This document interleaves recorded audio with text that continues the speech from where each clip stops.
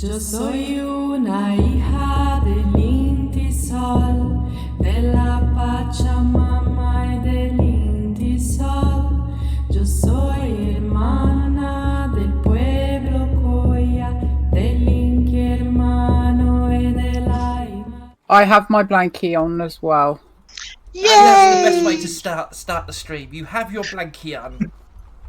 Good evening, everybody. Evening! Welcome along, everyone. Welcome back to, well, that just happened. Lots and lots of D&D things, and yeah, come along for the ride, have some fun. We've all just been checking, we've all taken our meds, so if you need to take them, this is your reminder now before we get really started. Just going to very quickly go around the table to check everyone's sound levels, quick introduction of yourself, your character, and if you like what you're drinking and eating. I'll go first. I'm just going to go in the order that's on the bottom of the screen for Roll20. I'm Tim, I'm the Oddball GM. I am currently sitting with a very nice big cup of black coffee in my, because I'm the DM, no explanation necessary mug. Valenia. Hello, everybody. Right, I am Valenia. I'm a very tired half-orc today. What else? I have got a super large glass of Pepsi Max and a cup of tea. I've also got a selection of savoury things this week. I have got savoury chicken bites, cheese bites, and falafel bites. Ooh. Because I fancy the change from all the chocolate. There we go. Kaluma. Hello, I'm Morgan. I play Kaluma, and I also control the actions of Cole. Kaluma is a tiefling, warlock, cleric, non-binary mess of a person. And then you've got Cole, who is a warforged peep. I've just finished a cup of tea. I've just drank a cup of tea. I've got some Lucozade somewhere, and I've got some snacks. Good. Kerna. Hi, I'm Mother Mafia. I play... Who do I play again? Kerna! That's who I play! The Dragonborn sorceress! This bodes well for this week. The whole who am I don't know. It's because I went out yesterday and I met people and Our group met up for... Wow. like Christmas present exchanges. Yeah. Yes. So yeah, I did a thing yesterday and my brain's short-circuited. So yes, I play Kerna, the Dragonborn sorceress, renowned for setting my siblings' cot on fire, and I'm currently drinking a mug of tea, courtesy of the DM, out of a Nightmare Before Christmas mug. How's the words I was trying to think of? And munching my way through a packet of dairy milk buttons. I've also got juice on the side, and if I get bored, I'll go and get one of my milkshakes and put it into my awesome ice cup from the lovely Morgan. Boom, boom. Also, hi, Logan. Hi, Logan. Hello, Logan. And Thorin. Hi, yeah, I'm Miss Time Bunny. I'm Thorin, the mountain dwarf barbarian pisshead. And Excuse me? Yeah, and Kerna likes to burp a lot, apparently. I currently have a big mug of tea, about a quarter of a bottle of Pepsi Cherry Max. I've got popcorn and Reese's. Ooh. And I'm sat here Very playing nice. with a bottle of bubbles, and it's great. Fantastic.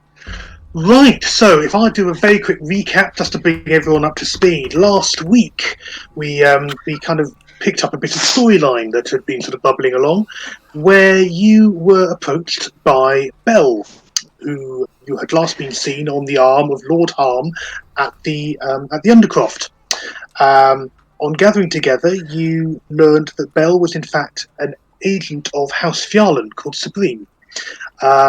Before she could give you much in the way of detail as to why she'd contacted you, an assassin struck from a nearby alleyway, shooting her with a firebolt. Before he could get very far, though, what promised to be an interesting chase was cut very short by Kerna melting him. Yeah, that was pretty much everyone else's response as well. I did damage too. You did indeed. Eldritch Blast, and then a nice big blob of acid that literally dissolved him where he stood. So, fortunately, Sabrine had not been killed. You managed to, after a number of conversations with the Watch and promising not to melt anyone else tonight, you went on home and patched her up, and she was able to fill in a little bit more of the detail. The group had been previously sort of half-heartedly wondering where Lord Kemsler, the gnomish artificer, had disappeared to. He is known to Kerner through the university. You have already previously met his semi-deceased ex-partner, Lord Ramcaster, and it had turned out that the two had been working on a formula for an artificial form of dream lily, basically a narcotic stimulant, and they had been doing this under the aegis of a large gang based out of Shan, and then Kemsler had gone rogue and disappeared with the research and samples, and then the trail had gone dead. What Sabrine was able to do was to tell you that he had been seen before leaving town at a casino not too far from where you are, relatively speaking, in the same city, called Tanya Casino, with links to Clan Boromar, who are a syndicate also widely known and mostly based in Shan, which does seem to be the direction that had been going. And the suggestion was that possibly doing a little bit of investigation around there might give you some idea as to which of two criminal factions he may have gone with, had he been picked up by the original gang, the Dask organisation, or had he been lured away by the Boromars. That is yet to be found out. There was also mention made that there were other houses of the great houses interested in what was going on for various reasons. Some looking to exploit it, some looking to at least have it where no one else could. House Farlan would rather no one had it, and it was suggested that should you be able to destroy the formula and the means of making more, that a favour would be owed by this powerful house. Sabrine has now ventured out off into the night, has left you all to it. You're sat around the table in the lounge, dutifully noting which bits of furniture have moved while you're out. This is something of a recurring issue, which I feel sure you'll to update people on at the moment. The question is, what do you want to do now?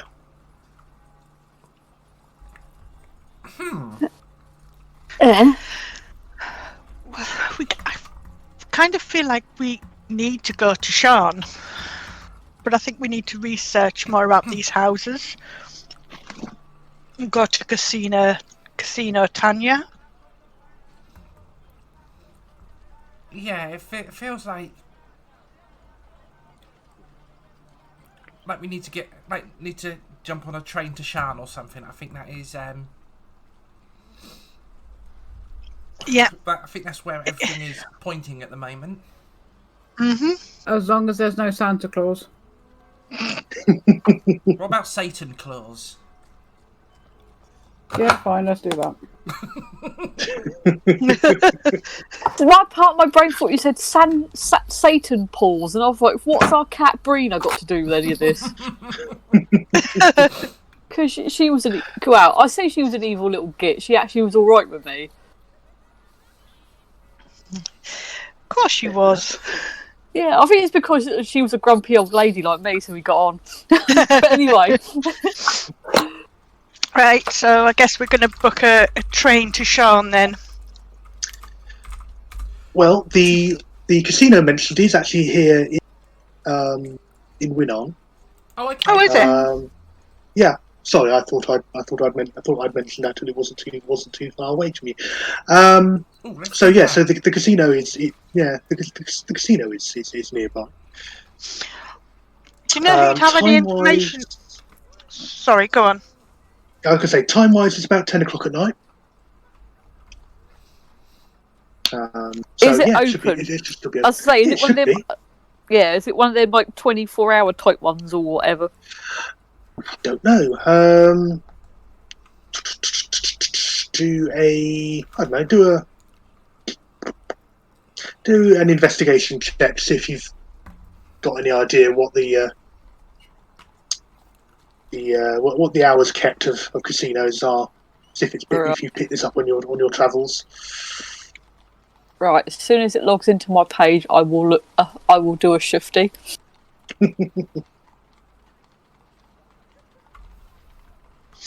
Come on, D&D Beyond. There we go. Investigations, did you say? Yes. Yep, that's the one. Yep, there we go.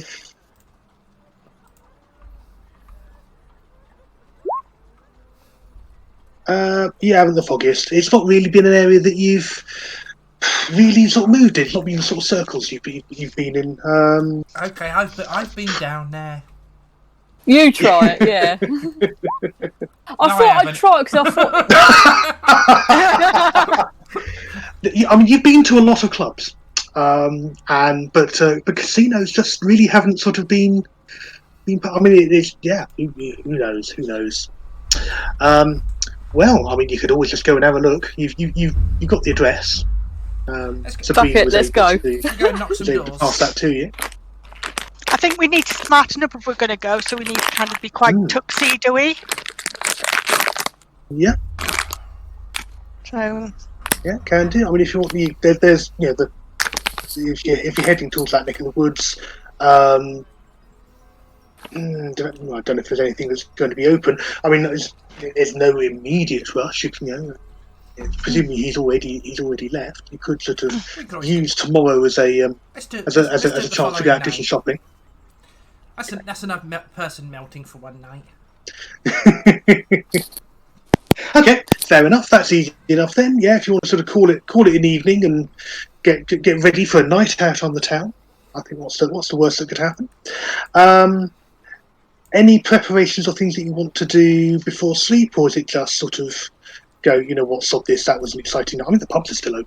There's nothing to stop you from going out and having a night on the town. We haven't done what we haven't gone through what we did in downtime. Because we've just gone straight on from the last session. Oh, okay, no worries. Sorry, I'm just opening up my phone. Because it was one of those things that I wasn't sure whether you wanted to sort of dive straight on. Do you think, you know what, in its own time?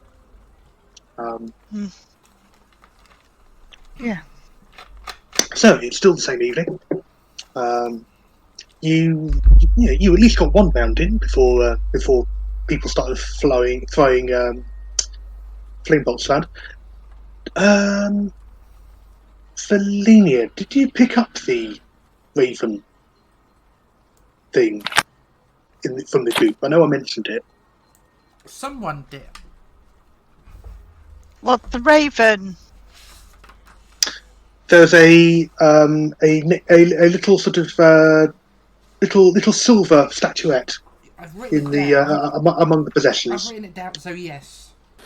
Okay, scoop that up. Okay, that's fair enough. I often do if I've written it down, then it's a probable yes. Okay, that's fair enough. Just so I know who's got it. Yeah, you want to do anything with that, or you? Do I recognise the insignia at all? It's right. You think that this figurine is not an insignia as such. It appears to be a really finely crafted piece. It's lifelike enough that you could almost swear that sort of if you were to sort of look at it from the side, that it might sort of flick its feathers. It's that sort of level of detail. Okay. Can we see if there's any enchantment on it or any magic around it? Have you got any means of detecting magic? No. Oh, detect magic. I have detect magic I was going to say you have detect magic somewhere. Here, around here somewhere. Where are you? Where are you? Who are ya? Magic, detect magic. Where the fuck are you? I think it's a cantrip. Excuse me. It's not a cantrip. It's not my cantrip list.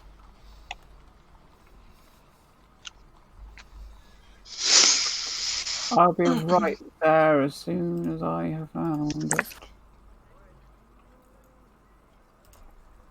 Found it. I'm blind. Was it exactly where you were looking, but you couldn't see it? Sort of. Right, let me just bring it up. Where was it? Why do I do this to myself? I can't see fucking shit. Alright, there you go. Found it!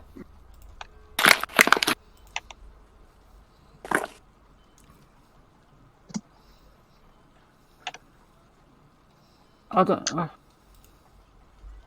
I don't know what I'm supposed Meters over there. That's the to. one. What am I supposed to be It says rolling? You're not. Is that you can't cast that spell? Yeah. Yes. Yeah, I was going to say, you don't Okay. need anything for it. Okay. That's fine. Yeah. Okay. No problem. Yes, it is definitely magical. Do we know what kind of magic? Do you want to do an Arcana check? Yeah! Right, there you are. Oh. Joe. I'm doing it 19.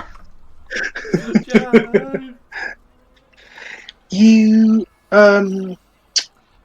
yeah, you've heard tell of wondrous sort of statues like this that do have the power to come alive when commanded. Okay. They're sort of able to perform various things. This one, was that a natural 19 or was that a 14? This one, No, it's I mean, obviously something to do with the raven. It from the stories you've told have been things like goats and lions and elephants and things like that. Maybe it turns into a raven or can be used for some other purpose. But it's the enchantment is sort of typically a transmutation. okay. But I don't know what that is. No. You've not yourself encountered one of these before, but enough to know that yes, it's enchanted and it will probably become a raven or have something related to it as its power. Okay. What about if I take it to the oddities shop in the morning? Yeah. Sounds like a good idea. To see if they know what it would be. And I can also then go and do some research. I'll go to House Caniff and see what information they've got on the casino. Caniff? House Caniff. House Caniff? Whoever the people we need to see about city plans and whatnot. Oh right, okay. Good question. No, it wouldn't be Caniff. Caniff. I mean, yeah, City Hall would probably be looking to that. Be more of a civil thing. Okay. Okay. So you'll all turn in for the night. Not a problem. Good night rest. Everyone else have your long rest. Get yourself a reset on that. I don't think anyone took any damage, so that's not really a problem. And yes, with the new morning, which is slightly overcast, a little bit sort of threatening rain, but it isn't actually raining. You know, that sort of grey, sort of low, sort of slightly sort of behind the eyes pressure. You can sort of all decide to go your respective ways. So, Valinia, you're going to go to see the Emporium. Mm-hmm. He's certainly making something again. Oh, hello. What you got for me today? Or perhaps it's something I could sell you. Hello, hello, hello, hello. I have, well, after yesterday's shenanigans, which I no doubt you have heard about, which It was a yes. which may or may not have involved people melting. One does hear stories, yes. We came across this silver effigy, I suppose you could call it. Okay, let's have a quick look at that. Very lifelike. Hmm. Do you, any idea? We think it might be something that can be transmuted, but just wondering if there's any way of deciphering what the enchantment on it would be, or Sure. any words that could be uttered to transform it. Yeah, I mean, it certainly does look like what I've heard of Wondrous figurines. Yeah, okay, give me a minute. Give me 10 minutes. You know, usual drill. I'll do some identification. If you want to have a browse while I'm just quietly working on this, not a problem. He sort of starts getting out various bits and pieces. Anything new? Yeah, in the there's sort shop? of very large ring with very large pearl on it. Do an investigation check. Oh, that would be no then. I told you I got that one good roll with that test roll. There's nothing that particularly catches your eye. I mean, in terms of sort of weird, I mean, there's all sorts of bits and pieces, and you know, some of them, you know, you've got, you know, lots of books in, and sort of, you know, it's a sort of collection of walking sticks that are sort of, you know, some nice new ones on there. You can see. He's got some new furniture sort of down one end that sort of look like they've been freshly reupholstered. But there's nothing, you know, there's nothing that's really, you know, lots of things, but nothing that catches the eye. Sorry, what was his name? His name is. I've forgotten. Yeah, so right. This is why I'm just quickly looking him up, because you've only met him about 4 or 5 times now, and I am forgetting every single time. His name is.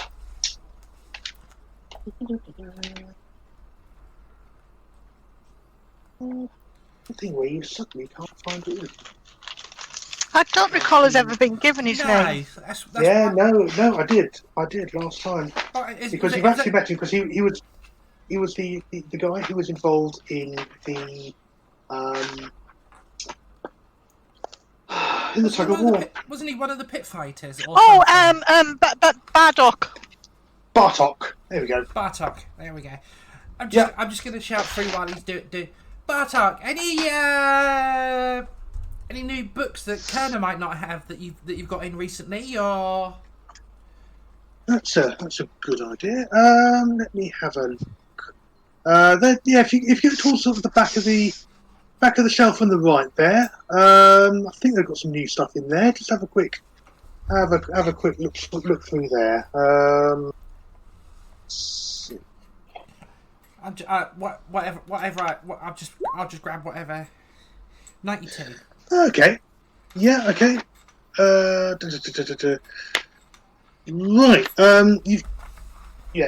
There's what looks like a journal. Very nice sort of purplish leather with sort of a silver thread binding, and has a large ornate F stamped in gold on it. You also find a novel called The Amber Isle by someone called Ammon Whitcomb. Ammon Whitcomb. Okay. And what looks like a collection of speeches, specifically eulogies, and it's called Splendid Eulogies by Lew Langley. Okay. How much for all of that? Well, let's have a look. Let's have a quick look over.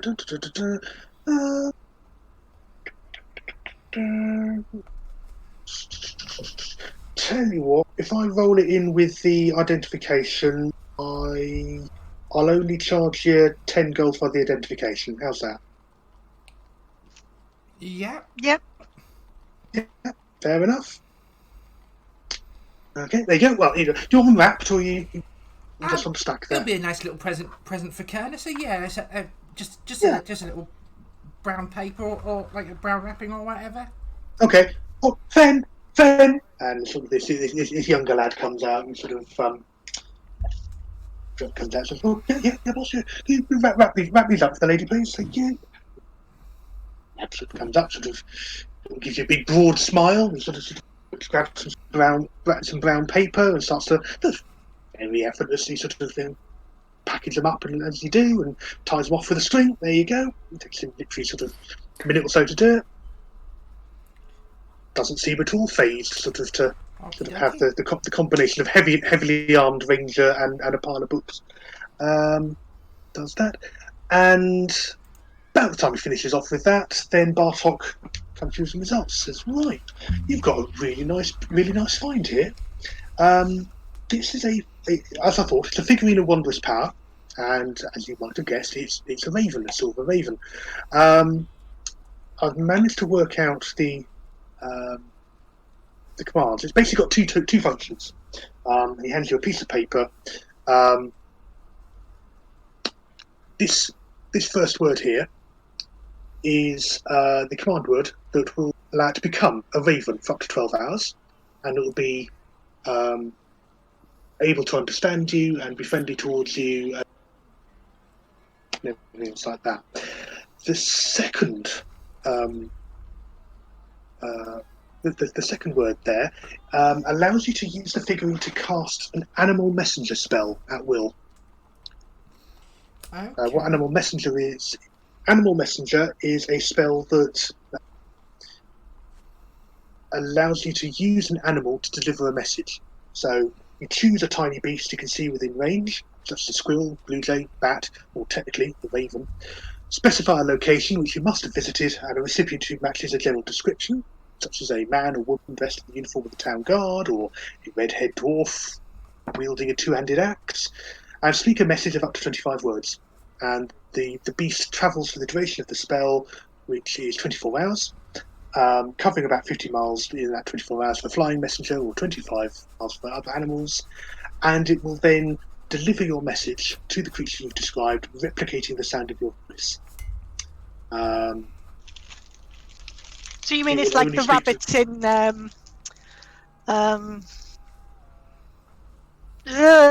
brain? Not wizards. Lord, in Magicians. In Hobbit. No, in magicians. In magicians. Yeah, that sort of thing. Yeah. Okay. That's quite good. That's quite a handy little piece. Mm-hmm. Okie dokie. Thank you very much for that. I think after that I will go and head back to the house. Okay. Kerner, you I went taking to anyone with you? No, I think I'm just going to wander down on my own. Okay. Going to university, is that? The civic officers to see what I can find out about this casino. Okay. Okay. The doors are open. Guards are sort of standing on duty. Yes, reasonable sizable. Nice sort of marbled front. Large pillars and portico sort of thing. And then basically once you're inside, a bit more ordinary in terms of sort of the sorts of offices, people queuing for various sort of things. There are sort of various departments. I mean, yes, there's probably best approach. I would say approach the main desk, where there's a gnome who is sort of currently got a small queue, about 3-4 people, and he's sort of currently talking to a dwarf who seems to have a sort of big swathe of paperwork. listens intently, and you overhear something along the lines of some sort of complaint, and he's quickly sort of directed off to a door. Sort of looks like an interview room or something, sort of a little way down the way. Moves forward another step. There's a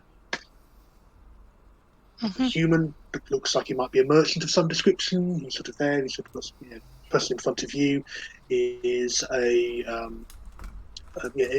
human woman who is actually fairly well dressed. Actually, sort of quite well appointed. And in your turn, they they ask a question, and they're either given something to then take away, or they're given a token of something, or they're directed off to a little side office. And by the time you actually come to the front of the desk, you can sort of see that first dwarf leaving the cubicle office that he'd been sent to, with slightly less of the paperwork than he had with him, and. The earth doesn't seem to have shattered, but he seems to have finished whatever his transaction was. And it's now your turn, and the gnome is sort of blinking, looking up at you a little, somewhat owlishly over his glasses, and says, "Yes, can I help you?" Yes, I'm hoping you can. I was looking to try and get some information about Casino Tanya. Right. Anything in particular about it? Are you about the ownership, the layout of the buildings, plan for the buildings? Some of these things are obviously we only have some limited information on. Or was it just more general things about hours of opening? In which case, we probably have someone who can help you. It was the hours of opening, but also kind of layout, maps, what type of casino it was, whether it was kind of a general one like you would see in Las Vegas, or more specialised. Sorry, Las Vegas? Not familiar with with that place. Casino normal. See now. Most casinos are open in the evenings, like most clubs. I don't know if we necessarily have a floor plan, but let's have a think. Okay. Presses the little button on the side of his desk, and you see a crystal flash above one of the cubicles. You decide to go down to there. There's a gentleman there who from the planning and entertainments, and I'm sure he'd be able to help answer at least some of your questions. That'd be just down there, just on the right. Just knock and go in. There'll be someone waiting for you. Okay, thank you. And then I just toggle off. Yeah. Next, please. Yes. What about my bills? Yeah. Okay. Fair enough. Off you go to that. While Kerner's doing that, are anyone else doing things? Linear, or getting your bits and pieces. Thorin, Kaluma, you guys do anything, or are you just chilling until people have? I'm up in my room with my serpent staff thingy, trying to get to know it a bit better. Yeah, I'm just kind of just chilling out in the front room area, just feet up with a big tankard of something, probably the equivalent of coffee, and just repairing stuff and whatnot. Yeah. Okay. Yeah. Every now and then the potted plant shivers a little, and you get the impression it's watching you maybe slightly covetously at the cup. You're not quite sure how. You think there's a couple of knots in its in its trunk that look like eyes, and you think it's fixated on your mug. Which maybe at that point I maybe wander to the kitchen, find some odds and ends, and just chuck both the bin and the plant, maybe some odds and ends of scraps, but almost like they're the equivalent of dogs begging for food, please. And I've got used to it now, and I deliberately have a bowl of scraps just to chuck at them when they're I know they're looking at me. And then go back to my weapon repairing, sorting out trinkets and beards, coffee. Yeah, okay. Okay. Yeah, Kalumi, your staff. Yes, you're starting to get the sense of when it's in its star form, like a slumbering, sort of dim intelligence. It's vaguely aware of its surroundings and of your touch, and it's certainly sort of, even if it's in its inanimate form, sort of almost that sort of feeling of when a sort of when a snake will sort of just sort of not quite sort of boop against your hand when you sort of go to it, but it's definitely a feeling of it pressing ever so slightly into your hand as you take hold of it. Okay. And it certainly feels warm to the touch. Not in a hot, oh god, whatever, but yeah, in that sense of it's a warm object rather than something that is cold to the touch. Okay. And certainly in terms of sort of commanding it to shift and back again, it sort of, yeah, it recognises your voice now, and you have a very certain sense that it sort of has come to like you. You talk to it, and you in terms of your armour and equipment, you have a certain look, and it's sort of seems to be quite happy to be being used again. You think it probably got quite lonely down in the dark. Okay. Am I supposed to feel sorry for a staff? Oh my god. Kerner. Anyway, back to the enter the room, and there's another dwarf there. He has a Civis dragon mark on his arm, and says, yes, hello. I understand. Just looking at a piece of paper that's kind of floats in and is handed to him. I'm looking for information about Casino Tanya. Yes. Right. What sort of thing? Something about plans? Was that?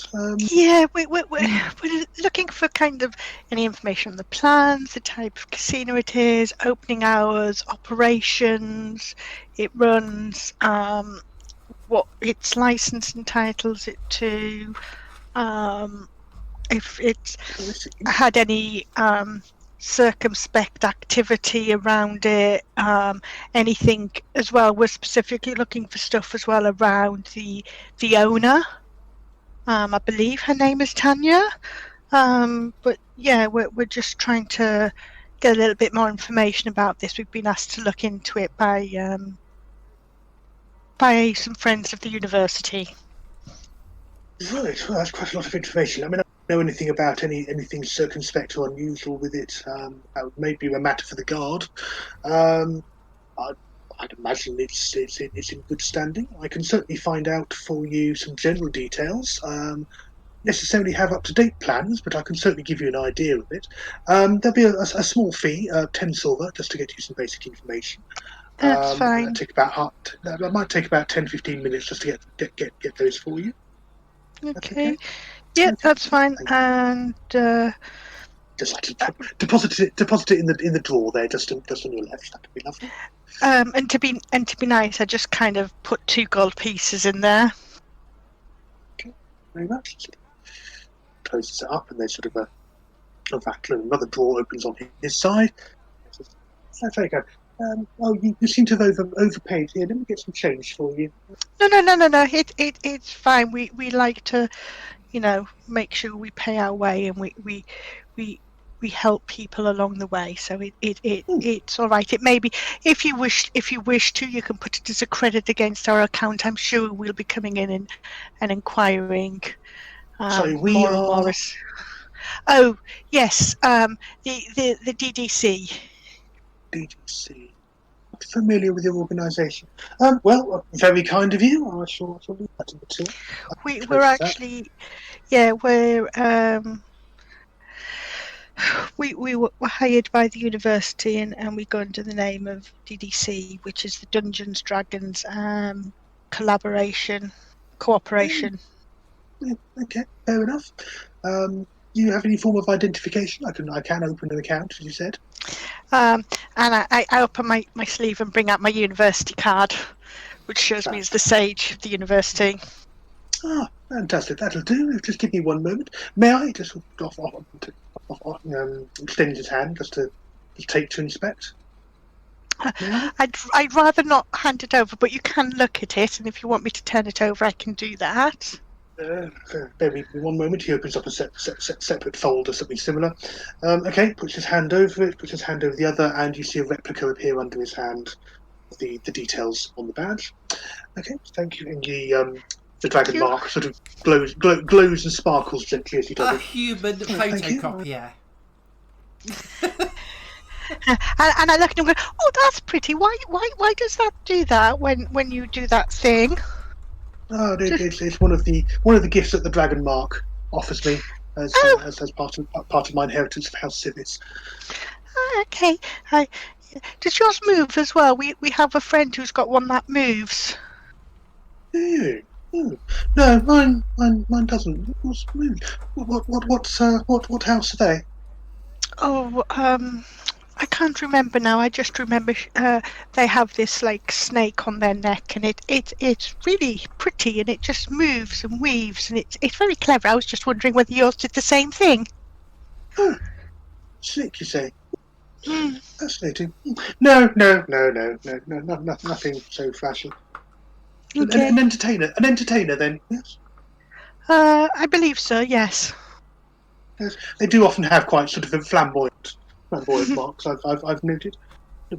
Right. Okay. There you go. He sort of folds out, fills out this form which has got the replica of your ID badge on it and the other. And, okay. Oh, I'll probably file that, and then you'll be registered with the town hall. Dungeons, Dragons, and Dungeons, Dungeons, Dragons, and Cooperation. Right. Okay. Okay. Fair enough. There you go.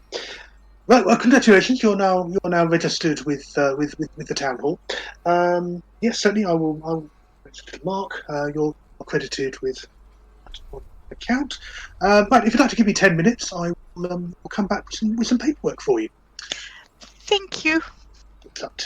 Gets up, and there's another door on the other side that he just goes through and hear it as he closes it behind him. Valenia, yeah, about now you'll get back to the house. Mm-hmm. Just in time to see Thorin feeding one of the houseplants. Okay, Thorin. I'm not going to ask you. You know you can't get bacon from a bacon tree. Yeah, you're not just giving them bacon seeds for reasons. I'm just doing it because it was eyeing up my mug of coffee, so it was just like I decided to placate it. Oh, it's one of our friends. Okay, that's not a problem. Yes, it's one of our little mimic friends. So I thought rather than nick my drink, I've been giving it scraps just to keep it friendly. Did I notice another one in the kitchen? Yeah, there was the my little bin friend. Well, it'll save us emptying the bin so often. Exactly. It's like I think me and the bin have become good friends these last few weeks. Well, I just don't want to see you hugging it again. I was drunk, okay. Is Kaluma around? Are they spending time recuperating after everything? I think Kaluma's off upstairs playing with that weird staff stick thing that they found. Oh, the snake. Yes. It's going to be another thing we're going to have to feed, isn't it? Yes. Probably. You're Okay. saying nothing as you've got a raven in your pocket. Yeah, there is that. Actually, I think we've just lost Kaluma. Oh. Yeah, no, Kaluma's not feeling well, so we're sort of going to have a bit of a lie down. Okay. Okay. I didn't. Yes. Oh. It's in the chat. Right. Okay. Yeah. That's not a problem. Yeah. Okay. Right. The guy comes back after 10 minutes and has a small sheet of paperwork. He says, "Right, here's where the location is with the address. It's registered to a."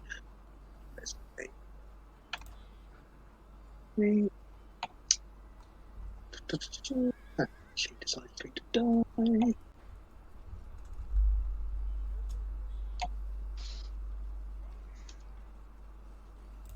Tanya Delandra, and that's spelled. So Tanya is spelled Tanja, Yeah. Tanya. and the surname is spelled Djellaundra.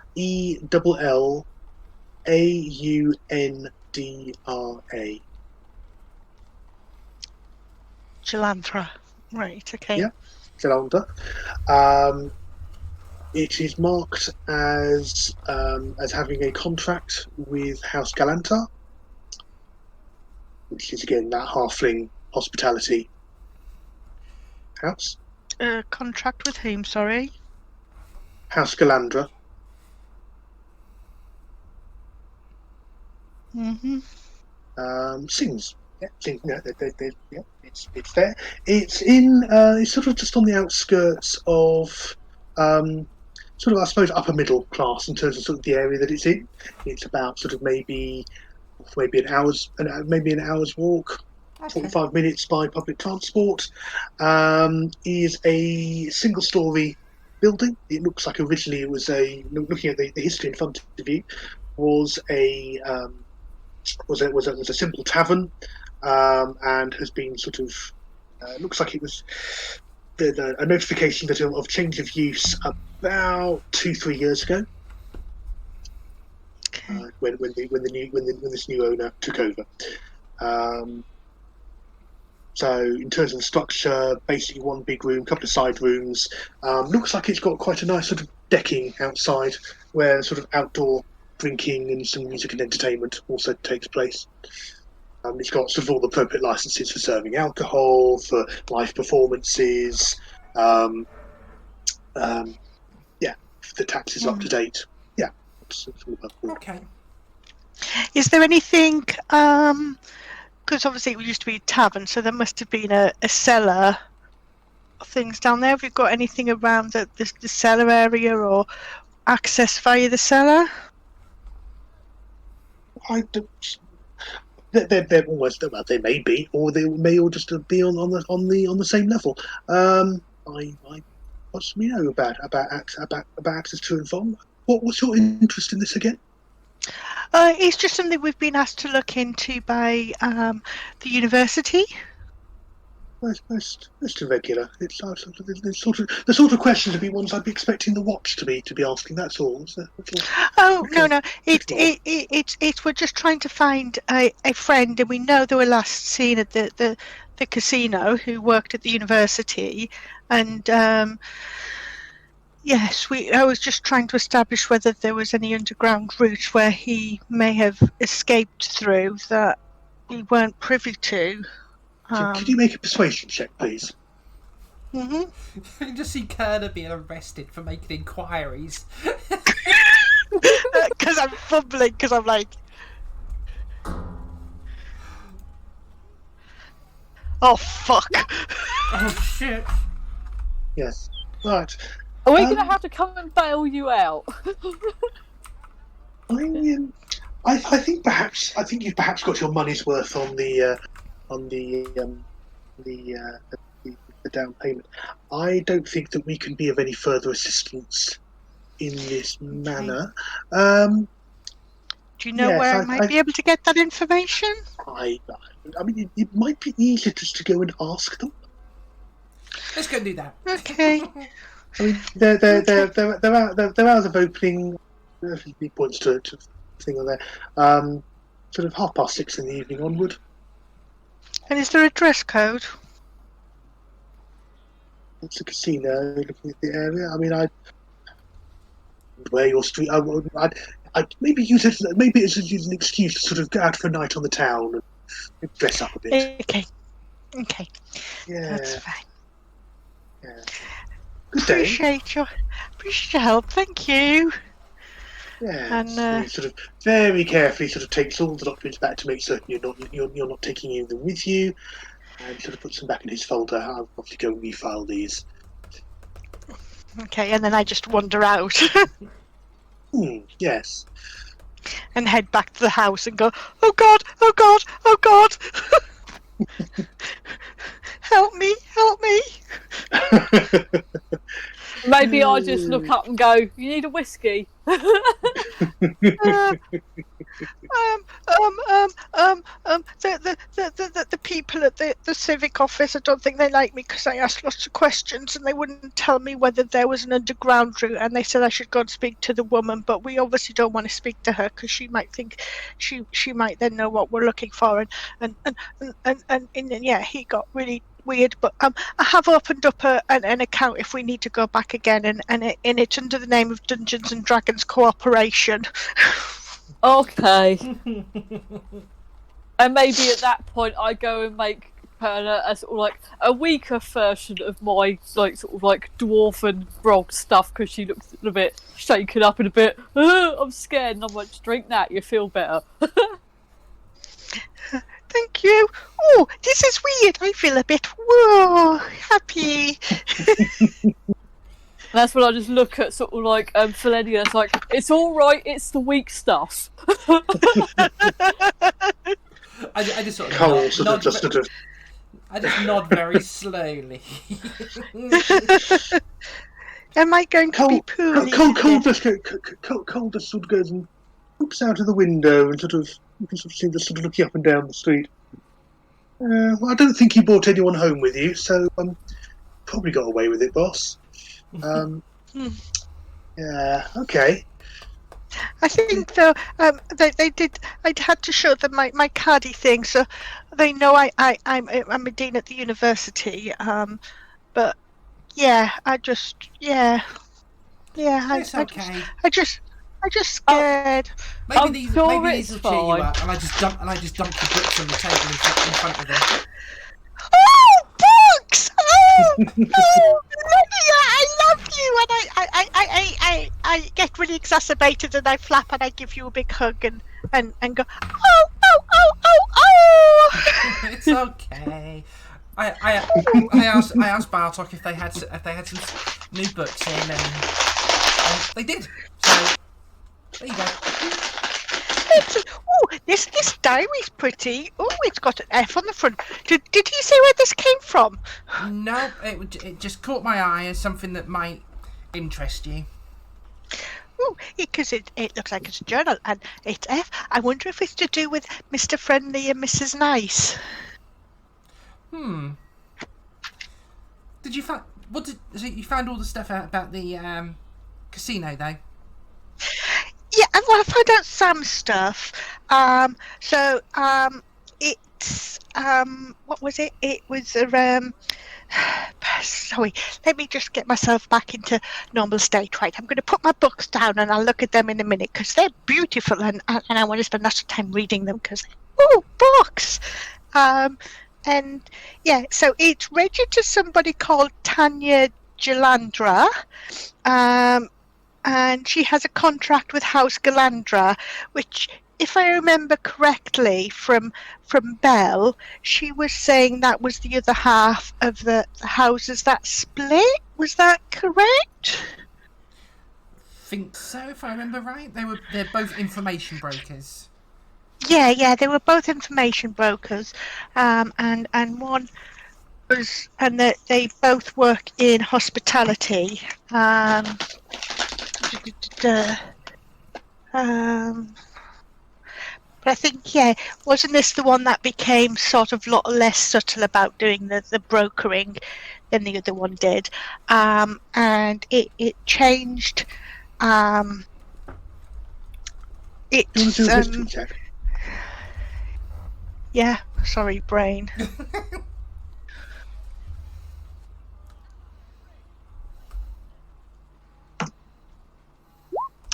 17, I think. Okay, right. No, you're getting a little back to front. In terms of the houses, bear with me while I just quickly. So the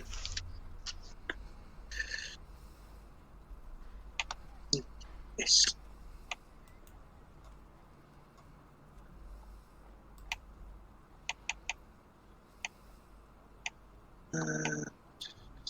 Right, okay, because Galandria is linked to the House of Hospitality.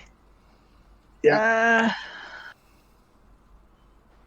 Yeah. So hospital. So not so the. I think it's Ferrani.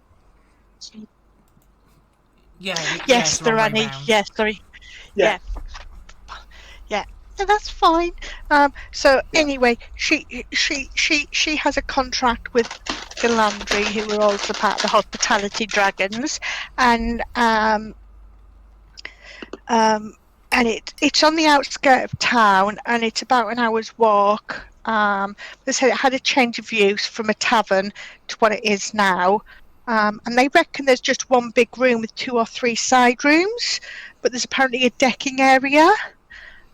We need to be relatively smart, apparently, but we don't have to be like tugs and everything. But he said treat it as if you were going to go for a night out on the town and have fun.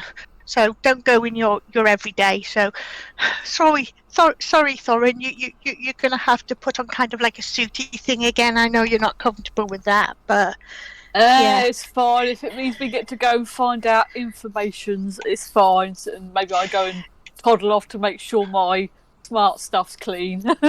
Yeah, but I can't help but feel like there would be something underground because it was a tavern. I don't think there should be stuff from a tavern that's all on one level, and he didn't seem to want to tell me about this, which was a bit weird because he was very open about he had one of those fancy marks again, like Belle did, but his made photocopying and doesn't move. Okay. So was he Civis? Yeah, that's the one. Okay. I think we should probably be a bit more quiet about Belle's moving mark. Oh, okay. I was just interested because I wanted to know if it was the same thing because I hadn't seen one before. Have I done wrong? No, you've not done wrong. I think it's more Belle would prefer to keep that quiet. Okay. I'm sorry. I can't even be mad at that. Can't even be mad.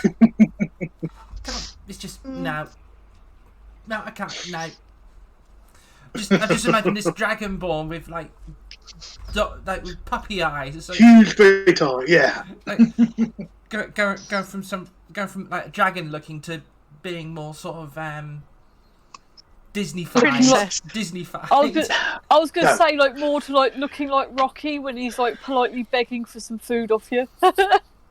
Or like Errol the Swamp Dragon in Discworld. Yes. Yes.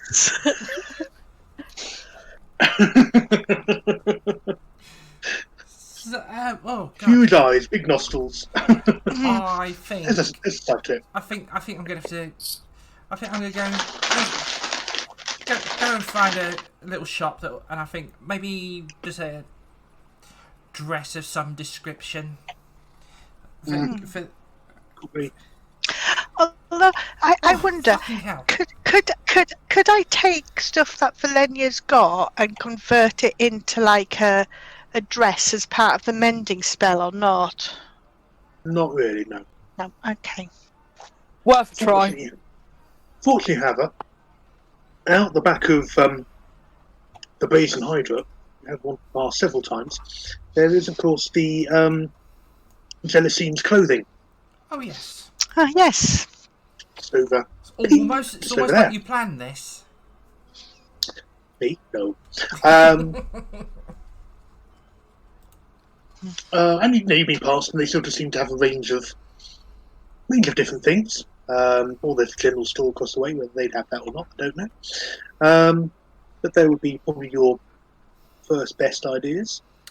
I think I'm going to wander to Jelicine's clothing and see if I can find, I don't know, a red dress of some description that's slightly smart and possibly something a bit better than my hunting boots.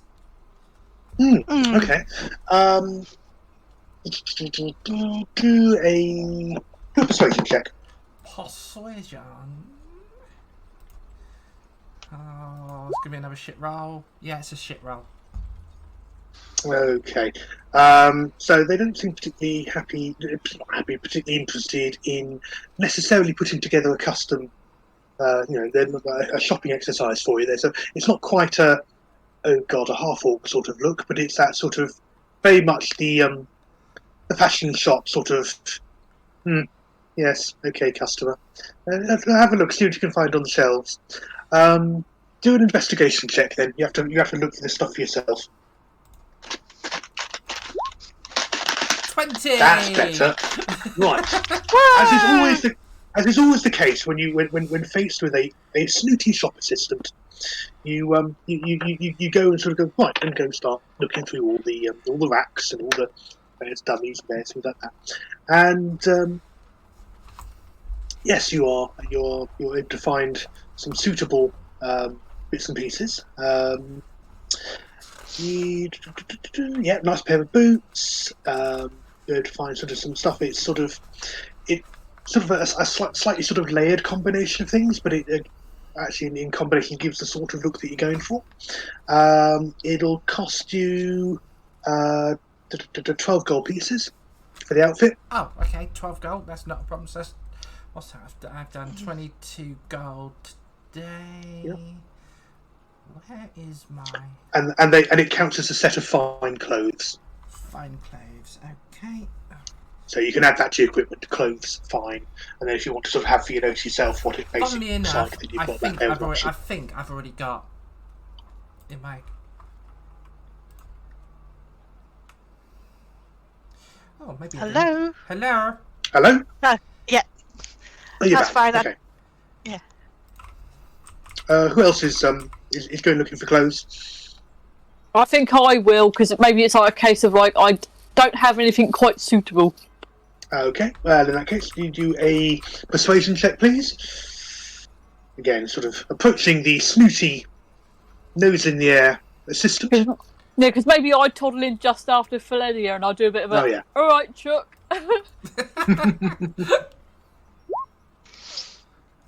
Well, Yes. she must be a fan. What a Oh surprise! She goes- yeah. Oh, my lord. Oh, my gosh, I saw your... Oh, welcome to the store. What are you looking for? I'd be very pleased to help. And maybe I just Describe... maybe sort of pull myself up to my whole 4'10" height, puff myself out a bit, like yep. Mhm. And I'm like, yes, we're planning to go to the casino Tanya place, and I need some new togs because I'm a scruff. Right. Well, let's have a look and see what we can pull together for you.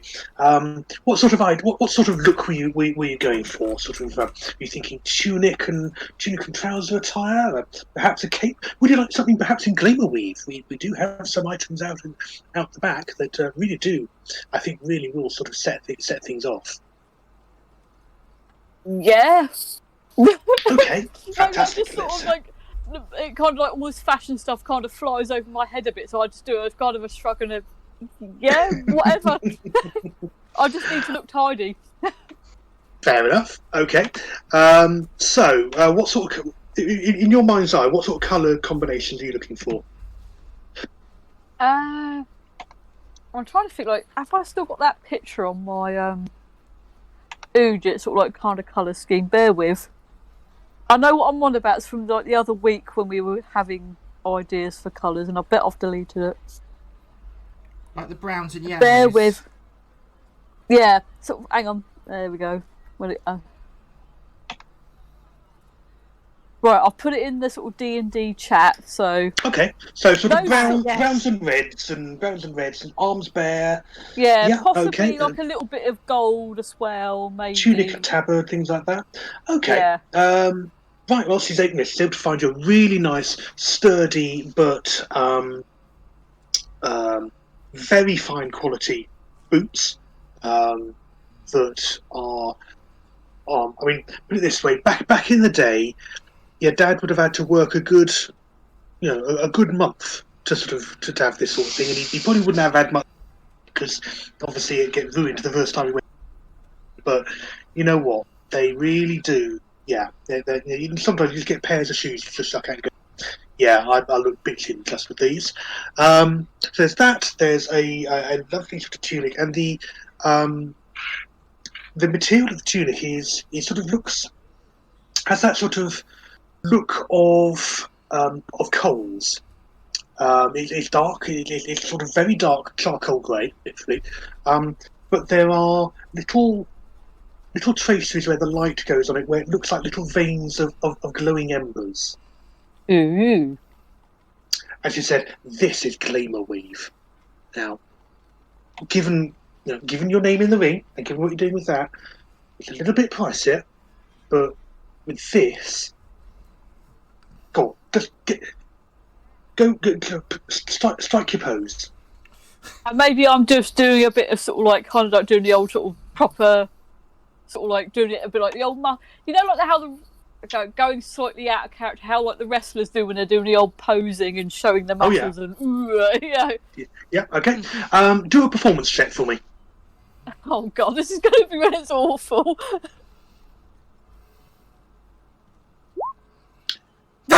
Okay. Yeah, you're not really trying. Okay, could you now roll a d4? God, please and don't add rip that it. to add that to the first result. Okay, so even though it's sort of a bit of a half-hearted, the minute you go and flex and do that, the coals seem to ignite with flickering flames all up within the fabric of the clothing, so it looks like suddenly you are the firebringer. Nice. And then it dies away again. Now, she said this is this is pricey, but I think it's going to be absolutely worth it. It's basically Gleamer Weave is clothing imbued with, as you see, harmless, illusory magic, but you can sort of use basically as a bonus action create this sort of illusory pattern, and in this case, wreath it in harmless flames. Just it. Oh, like from. Normally we charge quite a lot for this. I was thinking, is it a bit like Katniss Everdeen with her flamey dress in Hunger Games? Yes. Yeah, Right, yeah. same sort of effect, right? Yeah. Except that yours is a very macho, dwarven, muscular, sort of basically sort of looks like sort of the tunic from your sort of which sort of hangs down sort of to about your knee height, and sort of basically sort of looks like you're sort of just that sort of embers like bursting into flame, ripples of flame up you, and then dying away again. Okie dokie. Now, right, so I was going to say, what's this sort of like quickly spelling for the name of this posh stuff? Okay, Gleamer Weave is GLAMERWEAVE.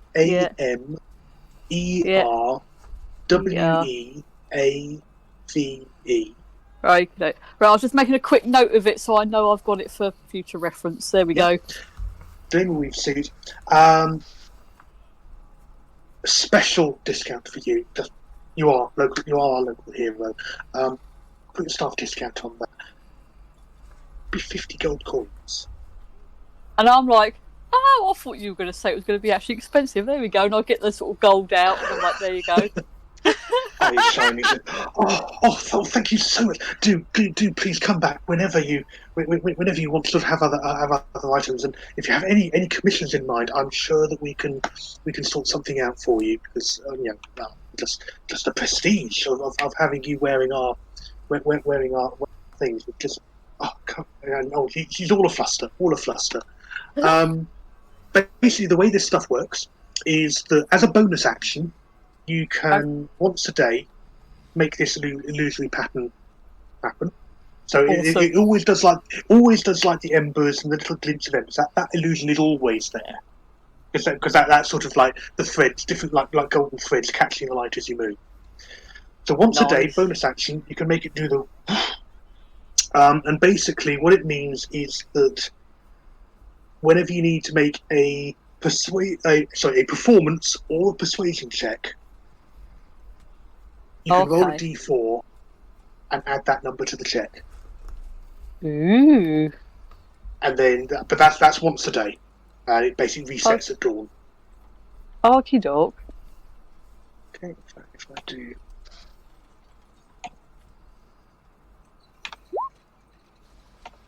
There you go. That should, as a property, just be coming up on the chat for you. Okie dokie. Yeah. That's you sorted. Kerner, do you want to try your luck? No, because I've got my stuff that I wore when we went to the Undercroft. Undercroft, yes. So I'm going to wear similar kind of the red robe and the overlay and stuff because it matches with my scales and things. Okay, fair enough. So All yeah, that. I Get a better pen so I can note these things down. Sorry, I'm just thinking out loud. Leave me alone. That's all right. Cole asked if he can sort of dip in for 10 gold. of course he can. Yes, Yeah, yes. lovely. He gets a set of fine clothing. He sort of picks out a few items for here, that, the other. He says, well, I'm definitely coming out. I haven't been out in the town for ages. Lovely. We would expect nothing less, Cole. We expect you to come with us. It's belief. I've now got an image now of like foreign just with the new outfit on, just proper posing, and then just like turning around and going, "My bum looks good in this. I like this." That's the DDC's ass. Yes. The ass of Wynern.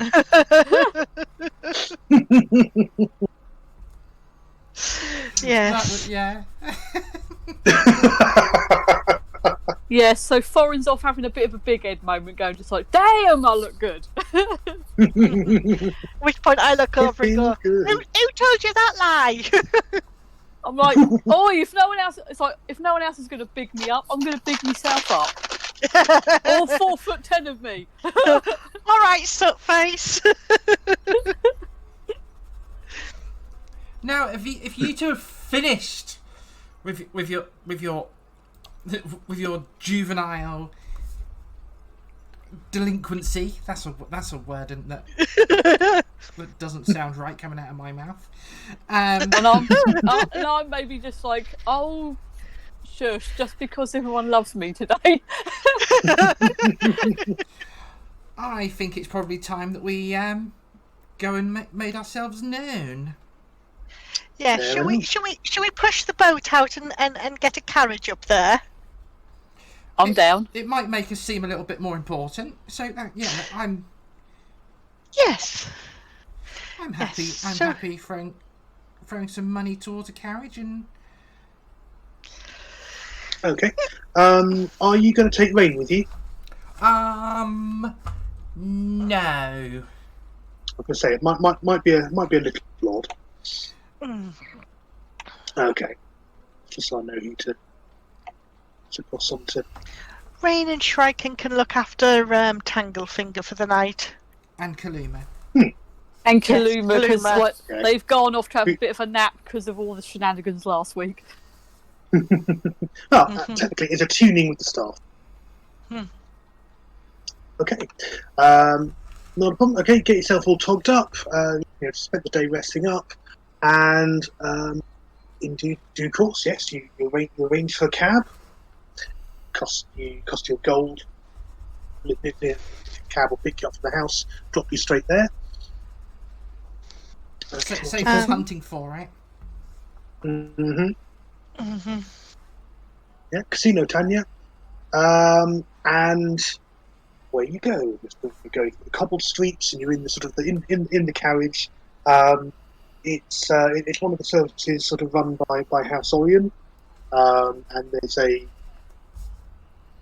sort of this guy sort of he's the driver of it, and again sort of various sort of the wheels. When you activate it, there's various kyber shards and various sort of crystals sort of set into it that sort of gently glow, and the wheels seem to sink slightly into the ground. Okay. And then it flows through the ground, like as if it's through water. Carried forth at a good rate. There's no horses; it's literally the carriage moving on its own, driven by your pilot, your guide. Takes things forward. And sort of again, you sort of want to make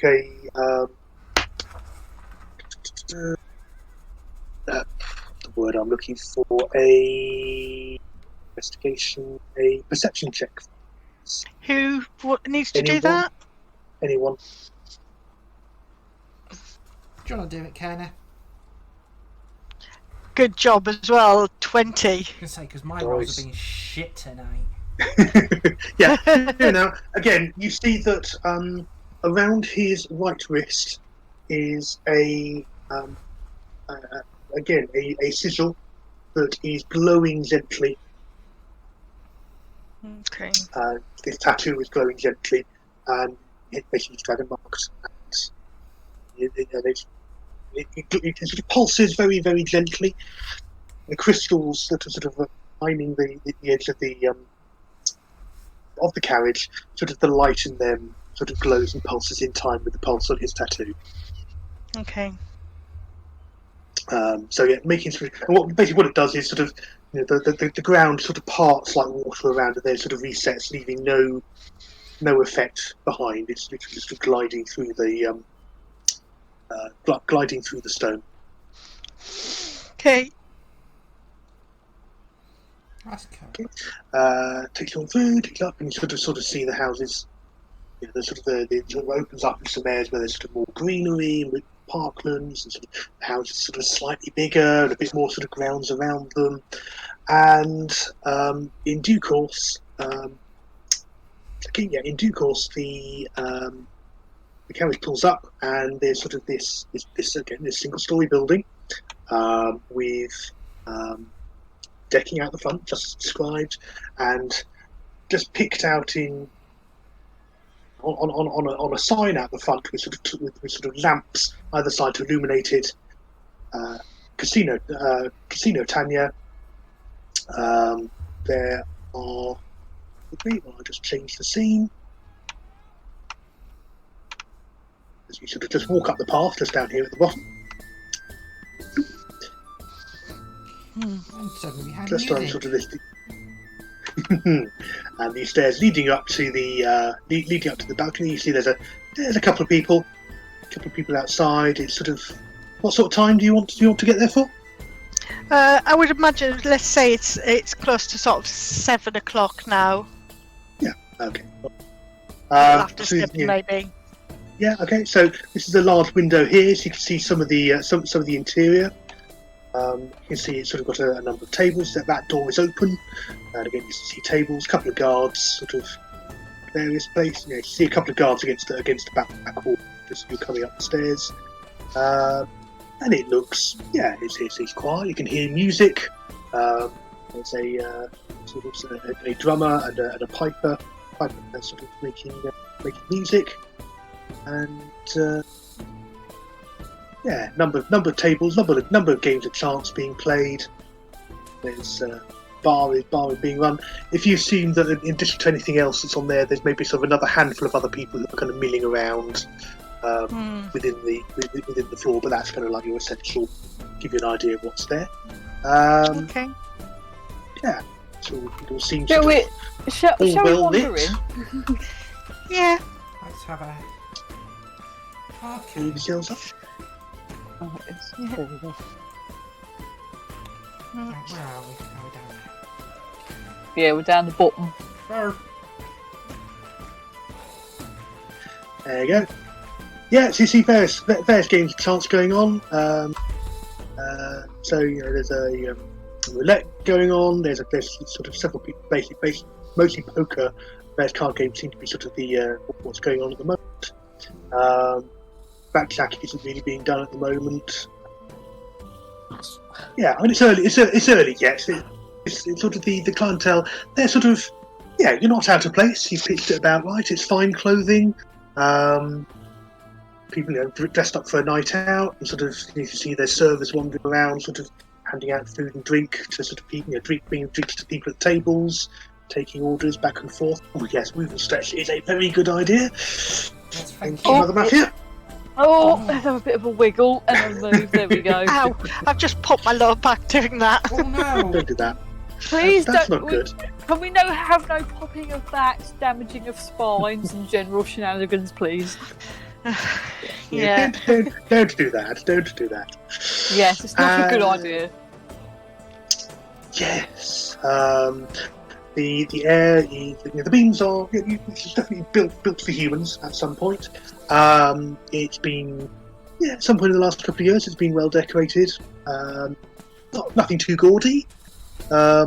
It's sort of, I suppose, that kind of gastropub level of nice enough.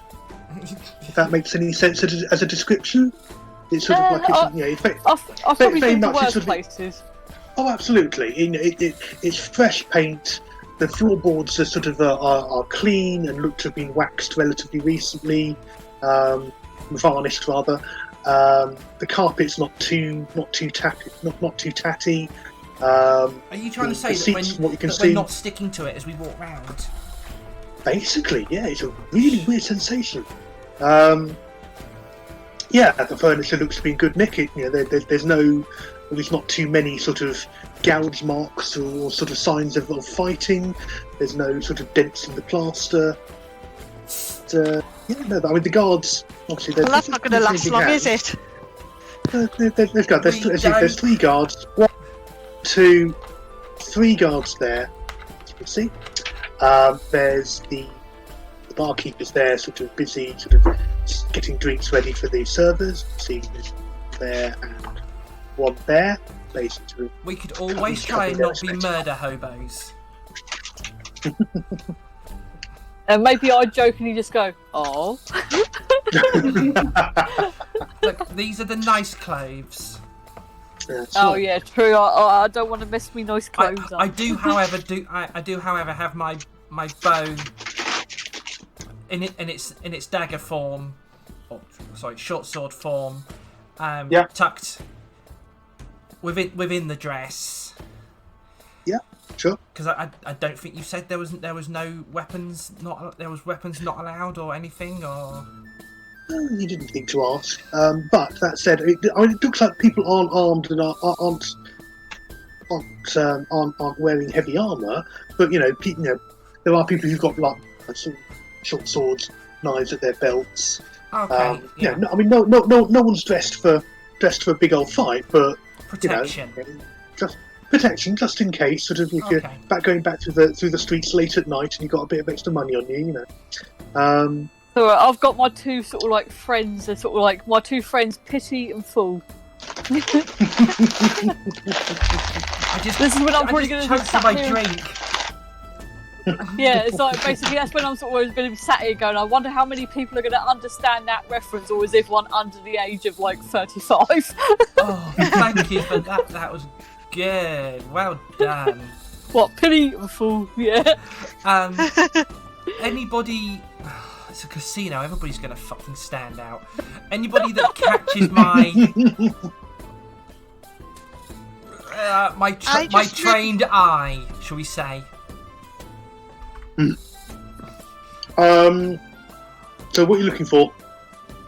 Just anyone who stands out, or Anybody that doesn't seem to fit. I'm sort of. I want to say that we would pick up on hints by this point, but I don't. But it just feels a bit too metagaming for my own mind. Does that make sense? Okay. Yeah. Okay. You're looking for anything odd that sort of seems not to be in place. Yeah. Okay. Well, make a perception check. Drink, everyone drink, courtesy of Logan. Thank you, Logan. Okie dokie. Right, I'm going to come over here and make this is what I said. My rolls are absolutely fucking dog shit tonight. Do you want me to have a little go on perception on the off chance? Here's the thing. Casino, clubs and pubs and being out and about, all this one thing. Yeah, absolutely, no problem at all. This is sort of new sort of territory for you guys. No, none of you have ever been here before, so you're not quite sure what is normal, what isn't. I mean, there's no one who, as far as you can tell, is sort of acting shiftily in a corner. I mean, yes, there are people sitting in corners, but they're not looking any more shifty or weird than, let's face it, the people hunched over their cards betting each other silly amounts of money. I just sort of... I knew that was just going to be a shit roll straight away. Straight away. I mean, the music is coming from this couple in the corner, okay? So these are the bards. In that Right, case, So let's, I'm making. I was going to say I'm just making my way over here, and I'm just going to sit down here, kind of pretending to listen to the music, and just Okay. watch what's going on and see if I can spot if Tanya's about. I will get myself and Foreign an ale from the bar. Mm-hmm. Yeah, Okay, beat me give to yourself it. I over was to about to say, like, shall I get and- the booze in? Kerner doesn't drink alcohol, do they? No, Not technically. Okay. no. Well, apart from that very, very mild version of that grog I made them earlier, just because Orange they were juice feeling a bit and- wobbly. Cole will just come and sort of. There you go. Cole will sit in the corner with you guys. Yeah, and Cool. just drinks for everybody. Okay.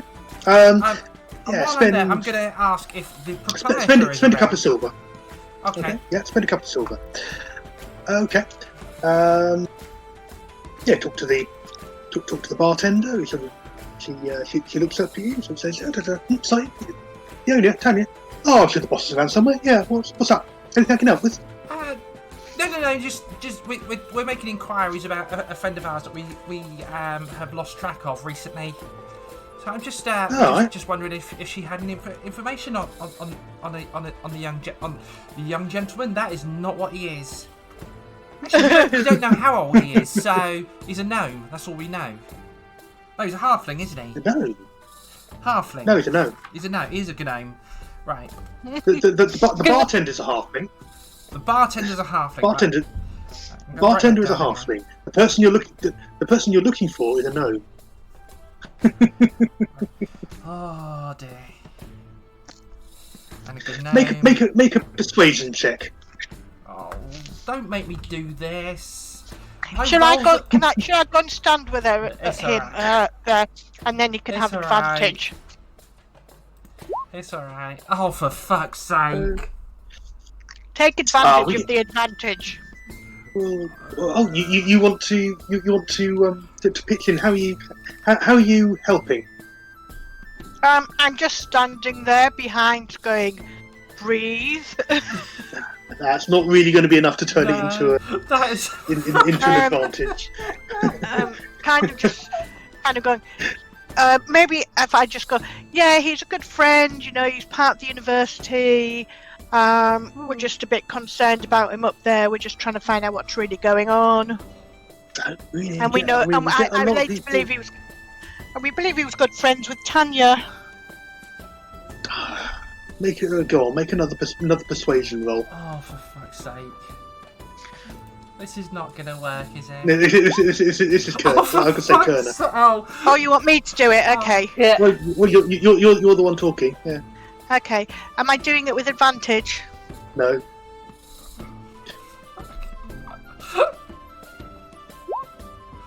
$13. That's better. Okay. Let's no. Yeah, fair few through. Well, look. Let me ask one of the. It was Kemsler, wasn't it? No. Lord Kempster. Yeah, Kemster. Okay. I'm not aware, but well, Tanya's a busy person. Sort of nods in the direction of the booth over at the back here. But you know, if you're friends, then friends worried about, then might be able to sort of ask a question or so. But you know, I wouldn't, don't waste the time unnecessarily. Is it this bit here? Yeah, he's nodded in this corner over here. Okay. No, we would never have any intention of disrupting somebody who runs such a classy establishment as this. We're just trying to find our friend. That's all. This is quite a nice reason to dress up. So. He's giving you into the middle distance look of a bartender who doesn't want to get too involved in the conversation. He's starting to now sort of just get. He's now starting to excuse me one minute, starts to fill the next order. Wow, So we just I slowly feel wander attacked. So just go back to where we were. We sit down. Yeah, Where we're at take your here? drinks. Yeah. Are we able to eavesdrop as to what's going on here, or can't we hear anything because of the bards? It's. I mean, there's a. I mean, he's. As you can see, you can see at the table, Tanya. There's only one halfling there, so this lady here, where I'm pinging. Okay, with them is a sort of a fairly lanky human, dressed fairly casually, and someone in robes who seems to be listening quite intently and sort of having a conversation. They have a couple of drinks in front of them, but to try and do an investigation check. I didn't know whether. At disadvantage. Okay, I didn't know whether that would be one of Cole's strengths or not, but yeah.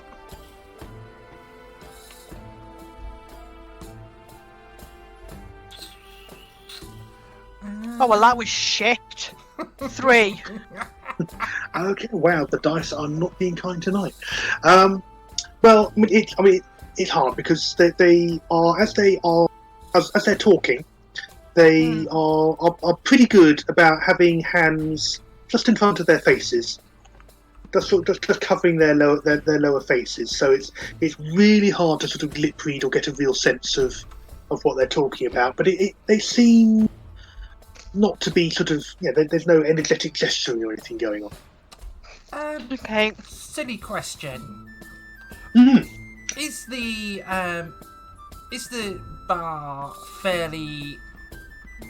Does it have any rodent life or insects scurrying around? I mean, not immediately. Obviously, I mean, there's flies because there always are. It's sort of that sort of environment. There's probably enough sort of still floating around. I mean, have you got any particular sense, range of sense or things like that? I can use beast sense, so I'm trying to. Mm-hmm. I'm thinking, I just want something small that could, because I think a fly or something would be too small to be able to cast beast sense on. So which is why I was thinking, like, rodents. There's no. Shit. It's actually really well maintained. There don't appear to be. Right. I'm not going to push my luck on that one, unless I actively see one. I'm not gonna. Yeah, I'm not gonna push it, so to speak. I just feel that was pushing my luck a little bit. Okay. Tell you what, I'm gonna do my normal thing. I am gonna be Valenia, the let's get shit done.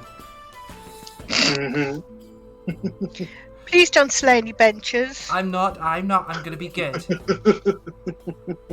I'm just gonna wander over. I'm just gonna introduce. I'm gonna just gonna do a. Good evening. Sorry to disturb you. I understand that you are Tanya. Am I correct? She said this sort of just looks up at you and you'll see she sort of sat on a sort of a small pile of cushions, like an extra sort of extra layer around it, sort of just to sort of bring her up a bit, and sort of lighting a pipe as you approach. Sort of just looks at you and sort of says, "Yes, that's Tanya Jalandra, owner of this place of happiness. How can I help you? Do I know you?" I don't think you know me directly, but I believe that we may have friends in common. I've been informed that I could talk to you about certain activities, shall we say. Oh, right. Go on. Fuck it, let's go down a different route. I'm trying to find a discreet transportation to Shan. My colleagues and I have sort of run into a bit of trouble with the university here, and we're trying to get over to Shan as quietly as possible.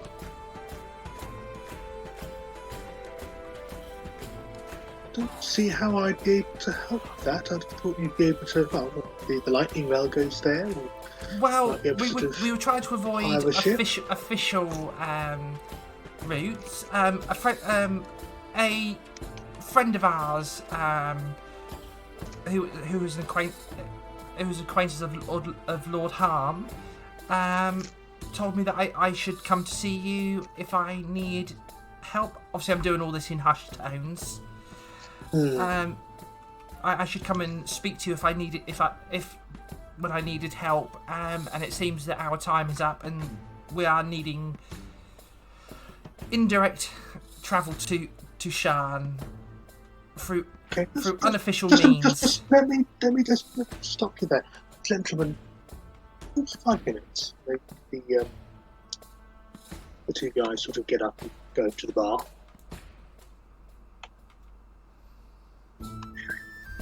Take a seat.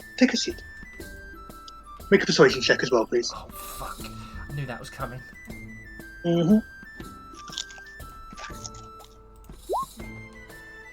15. Okay, take a seat. I didn't even look at that as I was rolling it. Right, so Cole and Thorin and Kerner, you see Valinia stand over, talk gently and sort of for a very short period of time, and then the two rather serious people who sat with presumably Tanya, the halfling, get up and walk over to the bar.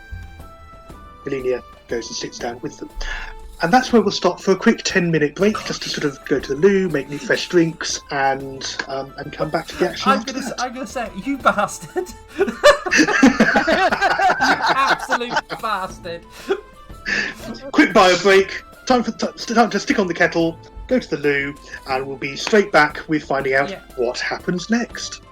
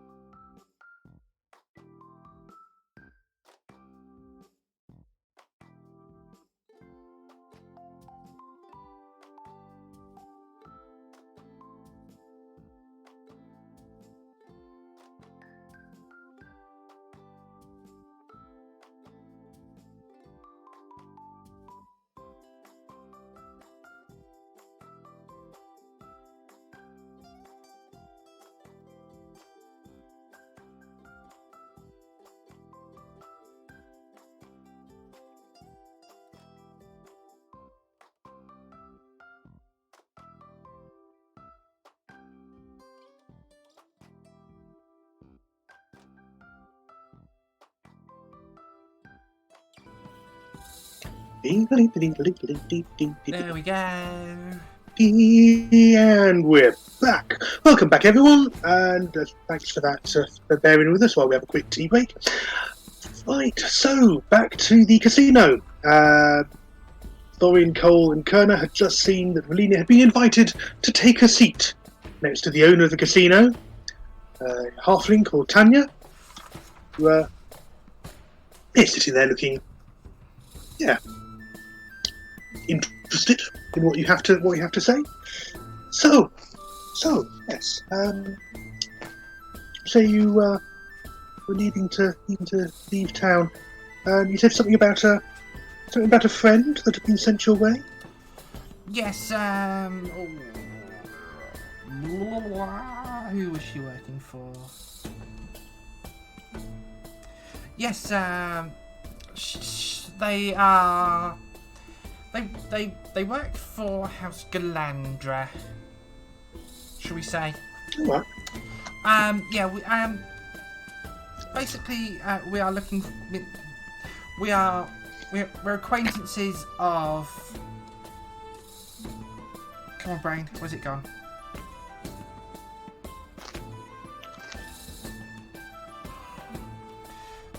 I've just written this down. Do that. Yeah, we're acquaintances and business associates of a gnome named Kempster. And we've shall we say people have caught up with us within this city that we would rather they didn't. Okay, make an insight check. Oh, bollocks.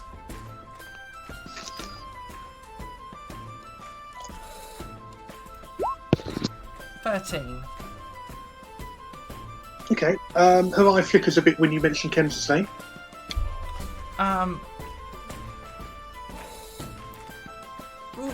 We'll just say that we were involved with a girl he knew called Lily.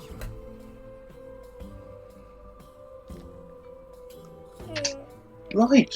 I see. Acquaintances of his, you say? Yeah. Where do you know him from? Well, our Dragonborn friend was actually helping at the university with him.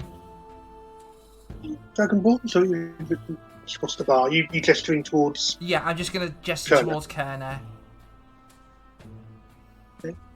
You see Valinia sort of wave generally in your direction, sort of the halfling sort And of... lean out and just kind of go, hello, do you want me to come over? I just sort of do a dismissal of the moment and Okay, Yeah. that's fine. just And then I sort go of- and sit back down with Cole and Thorin. You see Tanya has a somewhat bemused expression on her face. Right, okay. So you don't know through the university. I see. And so you say he came to have a conversation with me. Well, I have a lot of clients who do come through to sort of play the tables and you can drink and make merry. Obviously do sort of a fair few sort of bit of trade. You know, do like to help facilitate, make life easier for people as we do. But I don't still quite see why you might think that your friend would have come to me rather than to carry on. Well, wherever he was due to go. Certain we've been led to believe that he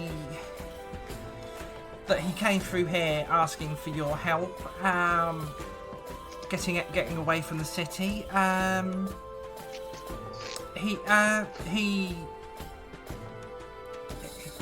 He did make a small name for himself in the under side of the city. My brain's gone blank. Shit. Where was I going with this?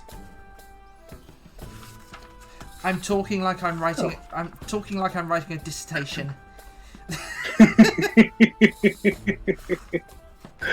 Okay. Okay. Make a persuasion check, and with advantage. So you've dropped a fair few interesting words into the phrases into the conversation. Wow, Yeah. what you needed it this time. Wow, with a vengeance. Okay. She sort of nods and sort of says, "Right, okay. Yeah, I do recall a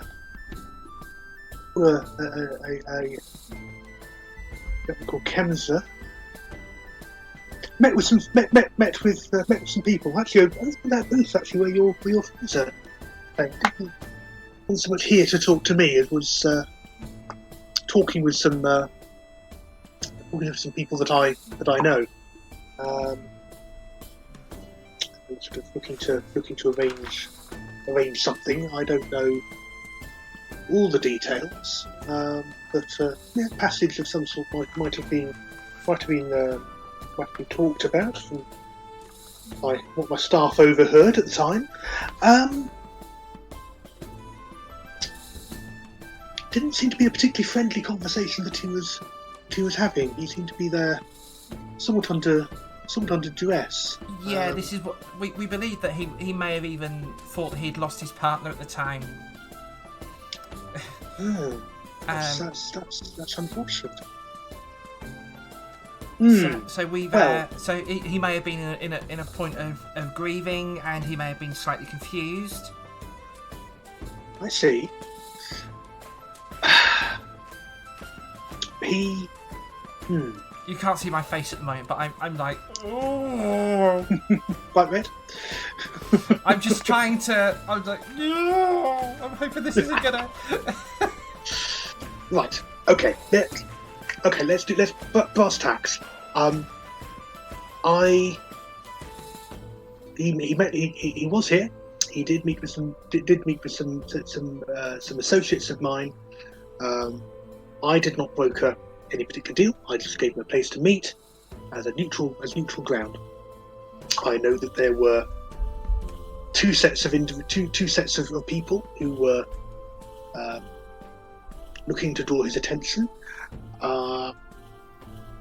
If I give you this information, will you and your friends either go away and leave me in peace, or at the very least spend some money at the tables and get on with enjoying your evening? Of course, that's understandable, and of course we will. And if it helps, we will spend a large amount and be, should we say, not very careful with our bets. And remember, fair. you have a very pisshead dwarf in the group as well. Yes, I see. All right then, that's a deal. Have a lovely evening. As she reaches into a drawer in the table in front of her, pulls it out, hands out a small stack. There's some credit for the tables. There's 100 gold coins worth. Sort of gambling chips that she puts down the table for you. Little token of estimation for your colleague over there. It's a well-known figure. And oh, fuck! I forgot Thorin was well known. Thanks. Oh, come on! You might as well play up to the fact that I'm a known pit fighter and everyone loves me. he is well known within the darkened corners of pit fighting royalty, shall we say? And they're not very dark and corners the way he's sitting at the moment, sort of flickering embers all over his clothes. Yes, okay. Yes, he did. She writes out on a slip of paper an address and a name, and says, right, if you get to the Sky Docks, ask for this gentleman, and you the slip of paper. His agent should be there and should be able to sort of get a message to him. The name on there is Belial. How'd you spell that? Velial. Okay. Yeah, Captain Velial. His agent should be there, should be able to get a message to him. But he would have been the person who would have facilitated his departure from the city, shall we say. I said, yeah, get to their docks. There's usually someone there most times a day, and that should get you on your way. What was the name of Cole's gang? Do we remember? I don't know. Do you remember? They were...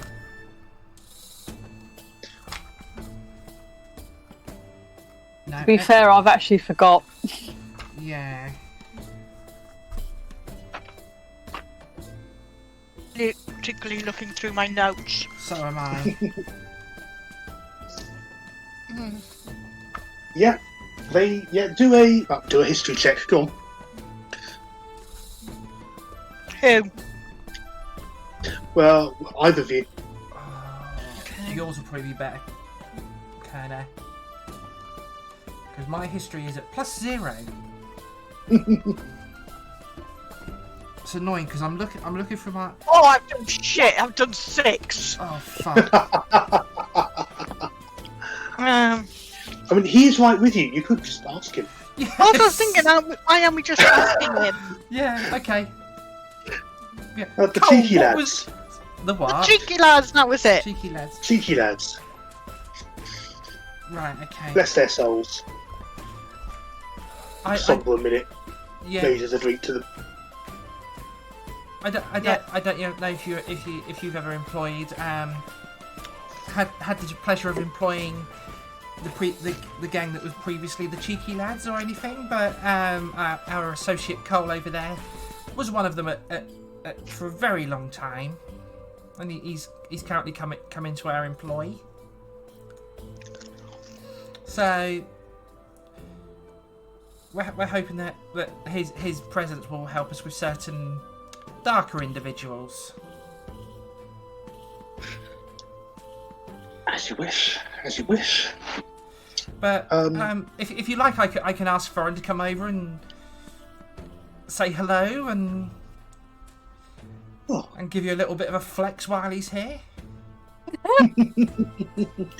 Well, why not?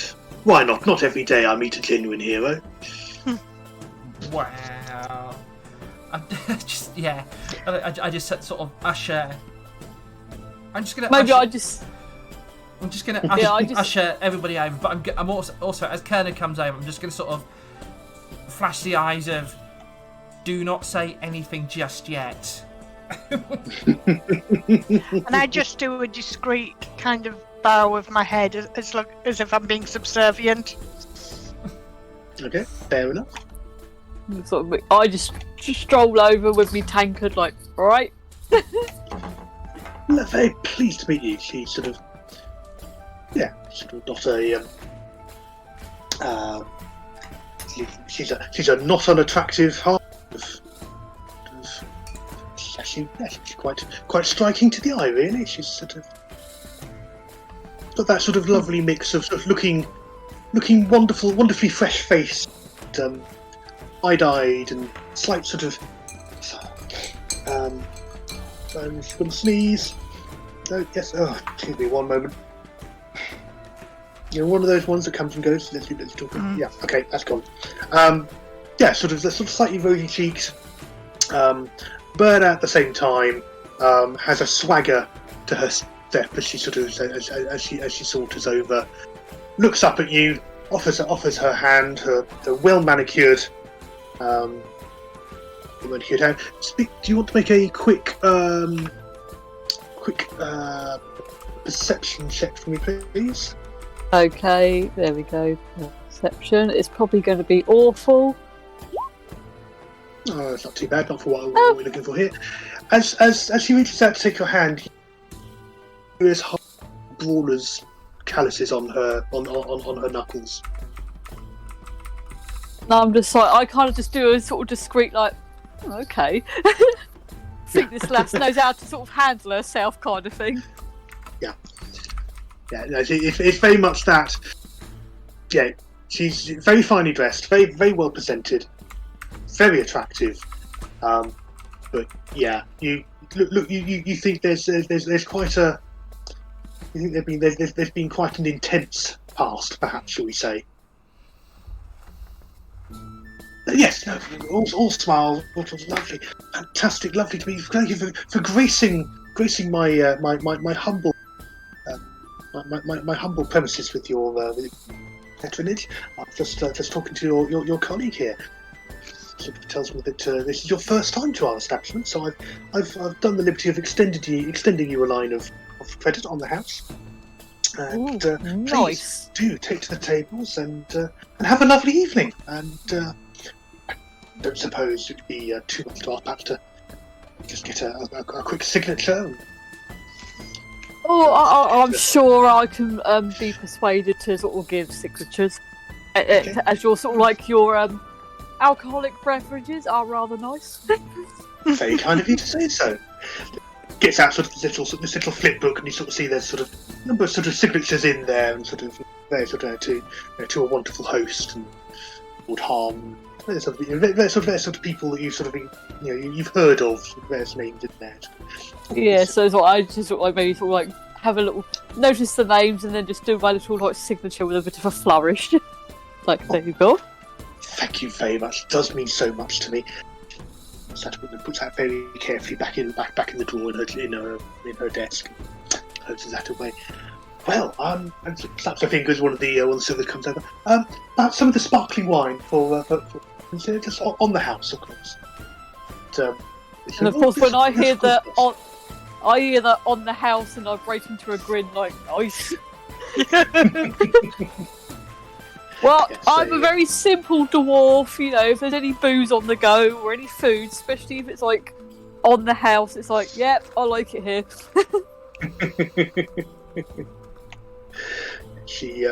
I'm just gonna sort of stand slowly and look at her and just thank you very much for your time. It's you have helped us immensely. We will be taking your advice, and hopefully we will be back very soon with less auspicious encounters, shall we say? That would be lovely. If you wish to come back and partake of the hospitality of the house, you'll be certainly welcome to do so. But as I said, for this evening, let us party. She sort of quickly flips up onto the table, strikes a pose, and just off the cuff just comes up with this grand proclamation of the presence among them of a working class hero, a hero of the war, one who has found fame in the ring, whose kind deeds and mighty heart are known to war. The one, the only, the flame bringer, Thorin, and huge round of applause. So people oh, lovely, and even people who aren't entirely sure what's going on, the round of applause. Oh yes, okay. And everyone can everyone sort of takes notice and says, oh yes, I love you. Thorin, you have got bardic inspiration. Oh. So for the next 10 minutes, if you're making a ability check, attack roll, saving throw, making an important roll on the gambling table, you can add inspiration die 1d8 to action. And that can be added after seeing the roll before knowing the outcome. So, okay. Little special favour to a guest of yours. Nice. And then as we all gather around and the drinks are brought over, the sort of chips are sort of exchanged, are left at the table, and the offer is made to exchange any other monies you have. The chips at the table. She goes back to her desk, and the two people who are with her sort of come back, and sort of quite a conversation taking on there. So we're sort of bringing some food and drink over, and the band restarts and sort of plays a sort of lively, upbeat, but gentle sort of set of tunes. With that, I say if you do need to get hold of myself at any time in the nearest future, please use this silver raven. You see, I'm thinking now. This silver raven, I write down the command phrase, and I'll ask it to look for Whisperwind, and it will come and find me, and I will be able to come and see you whenever you need. Turns that over in her hand, gives that an appraising look. Are you sure? Yes. It's just as a favour for a favour. Well, that's an incredibly generous favour. Thank you. Yes, you'll no doubt be in touch. Sort of a little sort of flick of the hand, and sort of it disappears. Very sort of very swift sleight of hand inside pocket. Thank you very much. Well, please do enjoy your evening. Yeah, suddenly sort of you can sort of sense like another barrier sort of perhaps sort of slipped away a bit. Reason being is I've already got Animal Messenger, but it felt like a good idea to as a sort of mini bribe. Yeah, absolutely. Yes. Right. Don't forget to take it off your sheet. Yeah, I've just not marked that down. I think I've just given myself a nickname. Fuck. Yeah, okay. That's me done. It's fine. So are we just going to wander to the tables and pretend to just listen to what's going on? Absolutely. I think so. The tables, we can eat and drink or whatever. Yeah, absolutely. The tables are open. I'm curious about this room up here, though. That's the bloody problem. Which room? Same. The one Right up at the here. top. Yeah. Well, we've not been made privy to it, so we can't go snooping. Looks like an office. Trouble is, we're nosy sods. We want to know. And when getting closer, you sort of start to see a bit of. Yeah, you do actually get to see more of what's inside this room because there's not actually a door on it.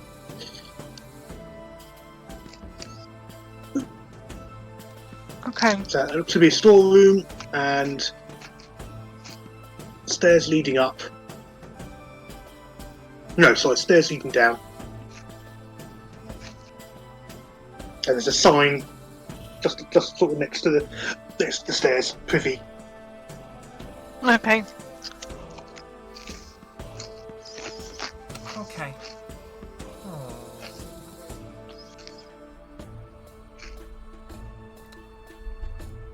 Could be a foreign moment of any chance of us. Oh no. At which point, having had the alcohol, I kind of go, I think I need the toilet. Do we know where it's at? Do you need the water closet? Yeah. Yes, please. One of the servers. Yes, just go down there. Go down the stairs, and there's a couple of rooms down there, marked. Okay, thank you. And so I wander off to go to the toilet and have a snoop around while I'm down there. Absolutely notable. Leads down into a short corridor. There's a barred iron door that's heavily locked, and then sort of further on from that, just down corridor, 2 rooms, both marked toilets. Okay. Privies. Was it an iron door, you said? Yeah. What is this game here, Tim? That is they're playing mahjong, or sort of an equivalent of mahjong. Okay, right. That's no good because I don't understand mahjong.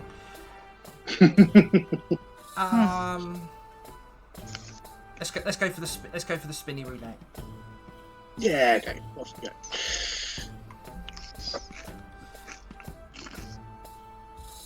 Okay, yeah, it's not a problem. You're doing that. So, Connor's off down there. Cole's sort of having a little wander. He's sort of tapping his toes and sort of just watching the world go by. But he's sort of not feeling necessarily sort of going to explore. He's just going to the edge there where he's keeping half an eye on Tanya and her advisors, or her compatriots. And he's sort of just surveying the room from where he is there. He's not really sort of doing the tables. You're going to take a seat at the table. I'm sort of going to go off to have another drinky because. Fantastic. Poster bar. Absolutely. Yep. So there. If you want a beer, 5 copper per pint. Fair enough. Or there's bottles of wine, whatever. Remembering what you said about what you're likely to go for is what is there. And very chatty, and people coming and going, music's nice, sort of a couple of people sort of gently bopping away, sort of nodding their heads along to the sort of beat of the drummer. Sort of having a good old time, sort of playing back and forth with the beat being put out by the piper. Tabling about Valinia, they're having a good old spin at it. So the person running it is this one here, the dealer. Okay. 3 other people there, and I'll move myself around a bit then, so that I'm not. Fair enough. It's sort of so there's a minimum bet level. It's minimum bet of a gold, and obviously it's winner takes all. Let's put 5. Let's put 5 on red. Okay, cool. Let's put various things on there. So there's 20 of these.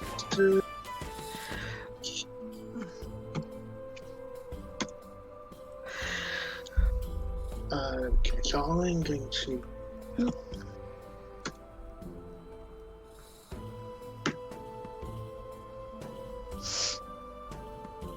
Okay, so if this is an even number, I've succeeded.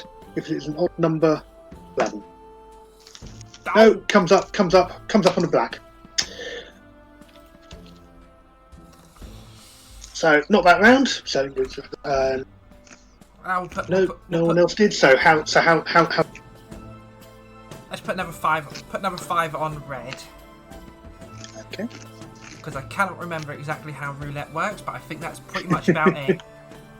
Why do you think I'm not at the gambling tables? Because it's like I have no clue how half of it works. So it's like, you know what, I'm going to have 4 and just have a drink.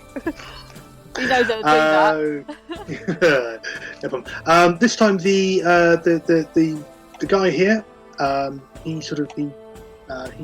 he placed a bet on the 15, and he gets that, so he gets his winnings in. So he's all very happy. I just sort of. Hello? Sorry?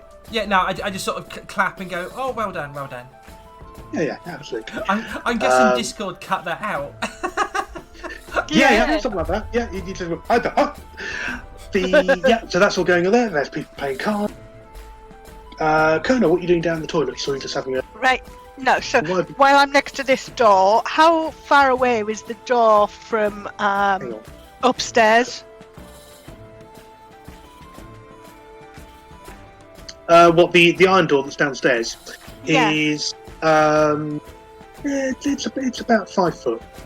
So if someone was standing at the top, they'd be able to see you at it. Okay, so the reason what I'm asking is I was thinking of casting clairvoyancy to see if I can see or hear anything, but actually be in the room here because I can be up to a mile away from the spell.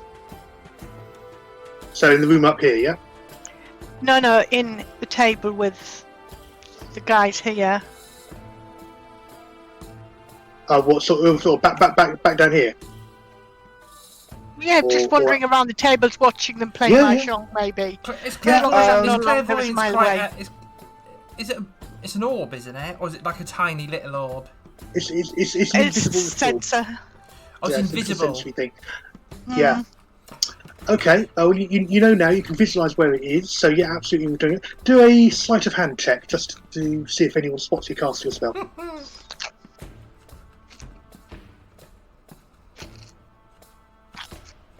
Oh, thank fuck. Not brilliant, but... I was one of those moments Yeah, where I it's mean- going to be like, would you have been better off asking Foreign to do it, even though I can't do magic? Okay? Yeah, you quietly sort of under the cover of the table, able to sort of make the passes and sort of get your brain into the right frame for it, and to sort of do that. And are you going for audience for hearing or for sound? I mean, seeing or sound. I think I want to go for seeing. Okay. I don't think clairaudience gives you dark vision, does it? Oh, hang on, let me check. That's a good point. No, I don't think. I think it's just normal, isn't it? Yeah, normal vision. Yeah. So I'll go for hearing then. 'Cause Okay. if it's a locked door. Okay. In that case, make a perception check.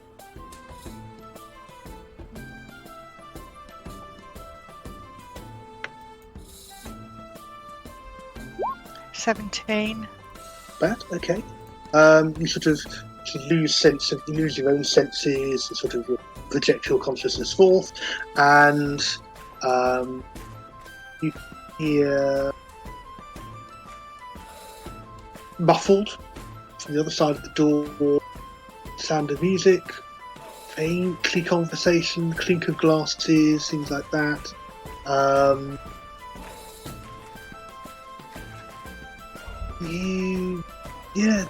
Nothing else really that you can pick out on the other side. There's certainly no sounds of people. There's no sounds of anything as a concise sound. So whatever's behind there, there's nothing actively happening in there. Whether it's an empty space or not, it's hard to tell. Okay.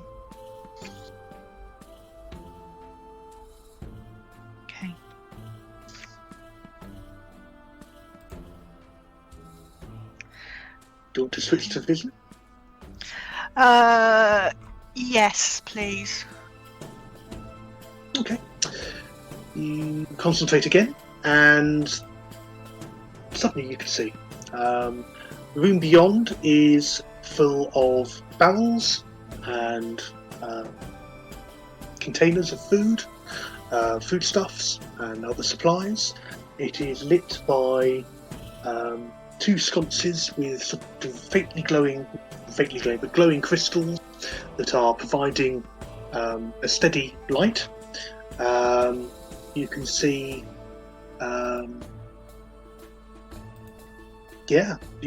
it's well kept, well maintained. It's a beer cellar and beer and foodstuffs as far as you can make out. Am I able to see anything on the barrels, or to see if any of the barrels don't look as if they should be there? Do an investigation check.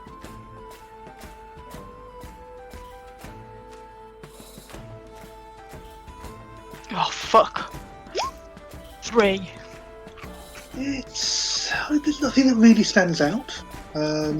Everything, the labels are various sort of brands and types of different brewers' marks. You're not particularly au fait with them. They're sort of, some of them are sort of more pictogram than words, but you sort of, I guess for lack of a better description, logos of various of a couple of breweries that you think you've seen.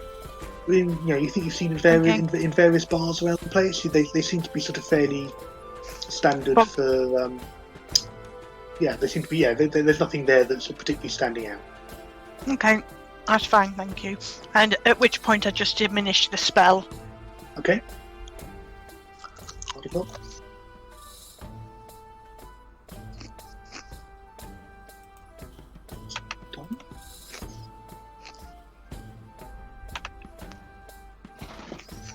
Okay, you're doing that. The tables doing fine. Thorin's getting drunk over in the corner. Yeah. Cole is just coolly and calmly just watching everything. He's sort of on Overwatch, for lack of a better description at the moment. He's just observing, keeping an eye on everyone, and just watchful. Dapper but watchful. He's although he's got drinks in front of him, he's not really imbibing. He's putting on a good show of enjoying himself. Brina, stuff sort of going back and forth with the wheel. You lose another sort of 20, then you gain sort of 15 back, lose another 10, then you get 40 back, then back down another. So you're kind of averaging out, and then you sort of get a couple of rolls where it goes down. It depends how long you want to stay in for, but sort of after an hour or so, you're about 50 gold down. Okay, that sounds about right for me. Yeah. Especially the die rolls you've been getting tonight. Oh, don't. I just cannot believe how bad my luck's been tonight. To go. Okay. Evening generally otherwise seems to be continuing on smooth. A particularly weird one. Got a name to carry on with to sort of take on to the next point. Given it's 10 o'clock, do you want to sort of call it there, and then we can pick up next week? Sounds good. Sounds like a good thing. Okay, so generally, yes, you have a lovely evening out. Thorin gets, pretty well. In fact, do you want to do a constitution check for me, Thorin? Oh, God.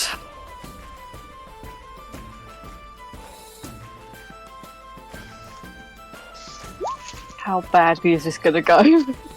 Okay, certainly the next morning you've got a hangover, so you've not disgraced yourself. You're awful, but your head is fairly cracking one in the morning. That you're well aware that you had a good time last night. Maybe it's the whole sort of like I'm feeling a bit like, damn, they do some good booze in that place. I've not had a hangover in a long time. Oh, absolutely. Yeah, I mean, it's heroic food and drink, and it's all good quality. And it's over the course of the evening, and you're not drinking alone. People come and sort of, you find, the old sort of local celebrity and all that, and there's people come and buy you drinks and come and have a chat with you, and sort of, you get a sort of couple of people sort of coming and sort of fanboying and girling a little, sort of saying they saw you in such and such a match or this, that, and the other. You get a couple of people asking sort of when your next sort of when the next big match is likely to be. Well, if you've got any rematches lined up with Iron Ryan, because that's just amazing fights every time you guys sort of go up against each other. It's sort of like, and maybe I sort of like, for people requesting certain rematches, I'm maybe very much like, I shall put in a word and I'll see what I can get organised. Fair enough. Colonel, at one point you get sort of one of the wrestling fans sort of looking at you sort of with a slightly odd expression. You sort of a couple of sort of whispered sort of conversations. People come over to sort of say hello and ask how you're doing and how is Ryan, and at which point I go, why do you expect me to know how Ryan is? Well, you've been seen out sort of having quiet drinks, so obviously a friend. Yeah. We're friends, and he's well. I'm very cagey with what I say, because I just don't trust the reasoning of them asking. Mm-hmm. Yeah, that's fair enough. Yeah. So just your general sort of short, keeping your answers as short as possible, not really getting to the open questions.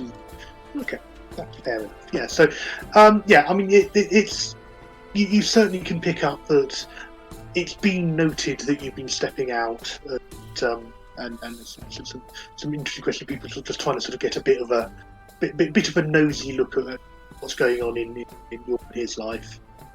But nobody presses it too much. They're all sort of, they're a bit too refined a set of people for necessarily being being crass about it. So, it's that sort of just you deflect quite happily. Different to our normal, deflect most of different to our normal people then. Yes. Certainly less blunt than some of the individuals you normally. So yeah, that's all good. Come towards the end of the evening, you're able to sort of summon another cab and make your way back home. That's no great problem. Again, sort of similar sort of deal. It's sort of a sort of House Orion conveyance. It's sort of slightly more elegant model. It's sort of more like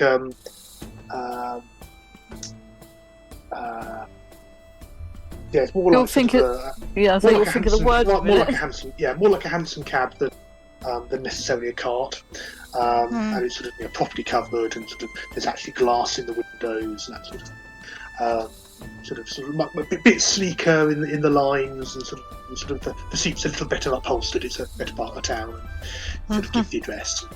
Yeah, take you off again, smoothly gliding through the streets, and back home at some unreasonable hour. It's not quite dawn, but it is threatening. There's that faint sort of crack of light over the city skyline, and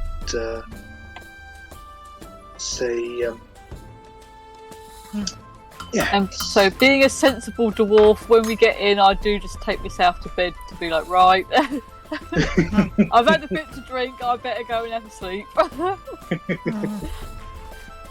You're all settled. No benches slaved. Nothing else weird and wonderful. Furniture more or less where it was where you left it. Yeah. Over there this evening. Excellent. I think that was quite a successful Session. Yes. You have a name. Yeah. You have a name. You have a course of action. You have some vague idea. Well, at least you have some idea now. Possibly. Well, you haven't actually explicitly said. Sort of found out which faction was taken away by, but You have an idea. You have a clue. You have a clue. What's that, blue? Yes. Yeah. Anyway, yes.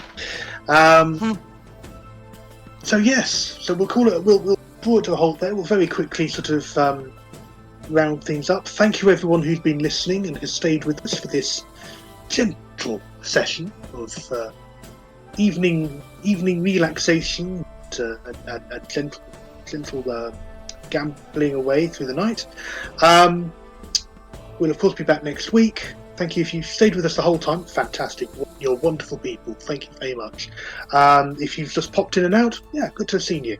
If you're listening on sort of on a catch up through YouTube or through recordings on Twitch, then please feel free. Tell other people about us. We do get quite a lot. We do get quite a lot of after watchers. That's not a word. I know We know what you mean. Rewatchers. Yeah. Yeah. Well, that's good to hear. In which case, very much appreciated. Thank you for coming to join us so regular. Very quickly around the table, just sort of what have lined up for this week. Start with Valinia. This week, what am I doing? Apart from not trying to have like mental breakdowns. Oh yeah, I know.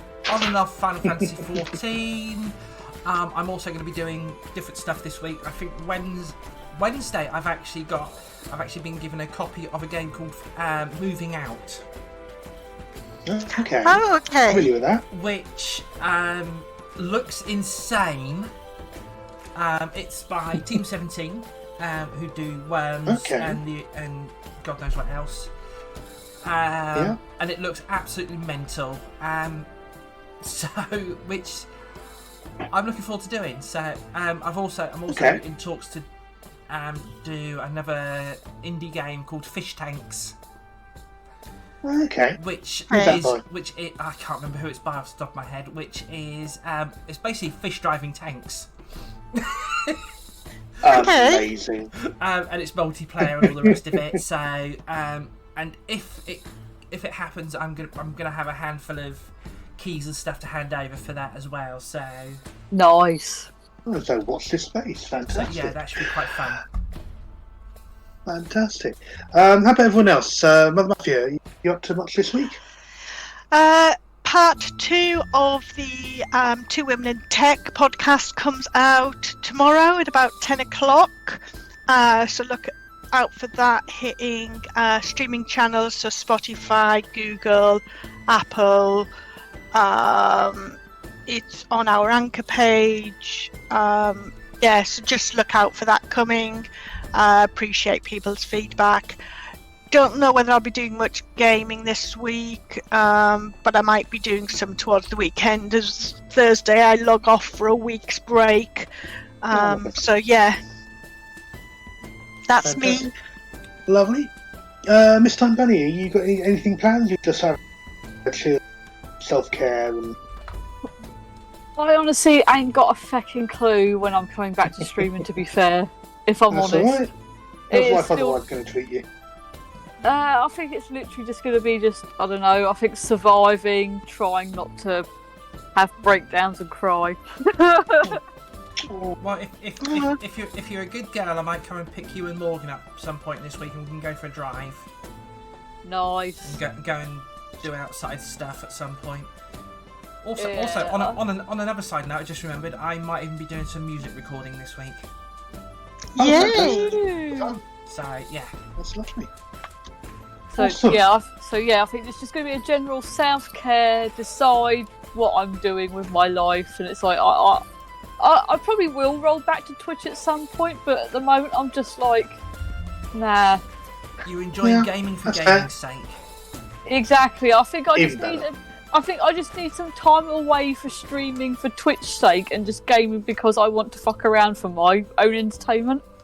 Absolutely. It's all about having fun, gaming with you, and then if people come along with a journey, that's a wonderful bonus, but that's not whole at its heart what it's all about. Exactly. So I think it was more I was getting too focused on Twitch for the wrong reasons, so that's why I've kind of put it away for now. And it's like, no, I want to just fuck around on Saints Row, perv on Daniel Day Kim's voice, and just I think at some point. Fantastic. Well, think at I'm some not going point- to. No, go I'm on. not going to deny this. I'm going to own it now. Yes. I think at some point this week or the next, I'm going to play around with camera angles and whatnot and lighting, see if I can sort out for when we do eventually do an in-person D&D game, and so we can stream it in person. This will be Yay! absolutely amazing. So yeah, Yes, I'm very, very aware at the moment, obviously, that we don't, because for some of us our hardware is somewhat ancient, and I want to make certain that we don't actually kill everyone's PCs while we're doing. But that would be a lovely thing down the line to be able to do. Well, even if like I said, if we do it in person, I can always do it. You can always use any of my equipment that I've got Do a here wide anyway. angle thing. So I yes, should sort something out and have great fun with it. Right. I'm not doing anything gaming wise. I have interview Tuesday, so I'm going to sort of spend most of tomorrow actually writing a presentation for it and sort of seeing what happens after that. Really, other than that, all good. One last sort of shout out to people. If you love what we're doing and you want to support in any way, then fantastic, please. Your follows are always appreciated, your subscriptions even more so. And certainly if you're a member of Amazon Prime, you get a free follow that you can make use of. So if you think we're worthy of a follow, that would be a lovely thing. I can't see that going wrong in any way. And we also do have some bits of merch and things like that, and, which are fucking awesome. Oh god, Yes, my sort of like foreign T-shirt turned up when I was out today, and I just like opened it up and went very like, basically Markiplier and the animated Yandere Devil. Went, Oh, fantastic! Yes. That's lovely. And we are, as ever, also sort of be involved in charity for Chrysalis, which I see obviously sort of Leah's done a link for the charity that's in the Streamlabs We there. have got a week left of that before that lot gets donated, so That's fantastic. we have broken the £200 mark. Oh, that's fantastic. Yay! So yeah, That's brilliant. we got 200. I think it's 205 in donations between Facebook and Twitch, and with the I got a donation of £22 off someone into my Streamlabs. So that's another £22, and there's 10% going, which will be at least another tenner. So we're going to be close to the 250 mark that I wanted. So Nice. That's brilliant. Excellent. Oh, that's so good. So if there are any kind people out there who are able to afford without making themselves all skintified, then donations are appreciated, but not an obligation. no. Very quickly, Leah, do you want to sort of just explain who Chrysalis are, just for anyone who isn't aware? Yeah, okay. So Chrysalis are a transgender help and mental health charity. They basically offer counselling and for transgender people and their families, children, spouses, parents, etc., etc. They operate in Hampshire, Surrey, East Sussex, and Dorset. I had to think about that one then. It's basically Hampshire and surrounding areas. Yeah. So, yeah, they're very, very good. And they're amazing people and They deserve every bit of support that you can get to them. They are. I'm actually going to try. highly recommend I'm it. actually going to try and donate some of my actual time to them once we are allowed that'd to be do lovely. bits and bobs. So yeah. Fantastic. Well, on that note, thank you all. We'll wrap it up there, and those of you who are used to finding us, we'll see you next week. Thank you all very much. Thank you, everybody. Good night. Bye.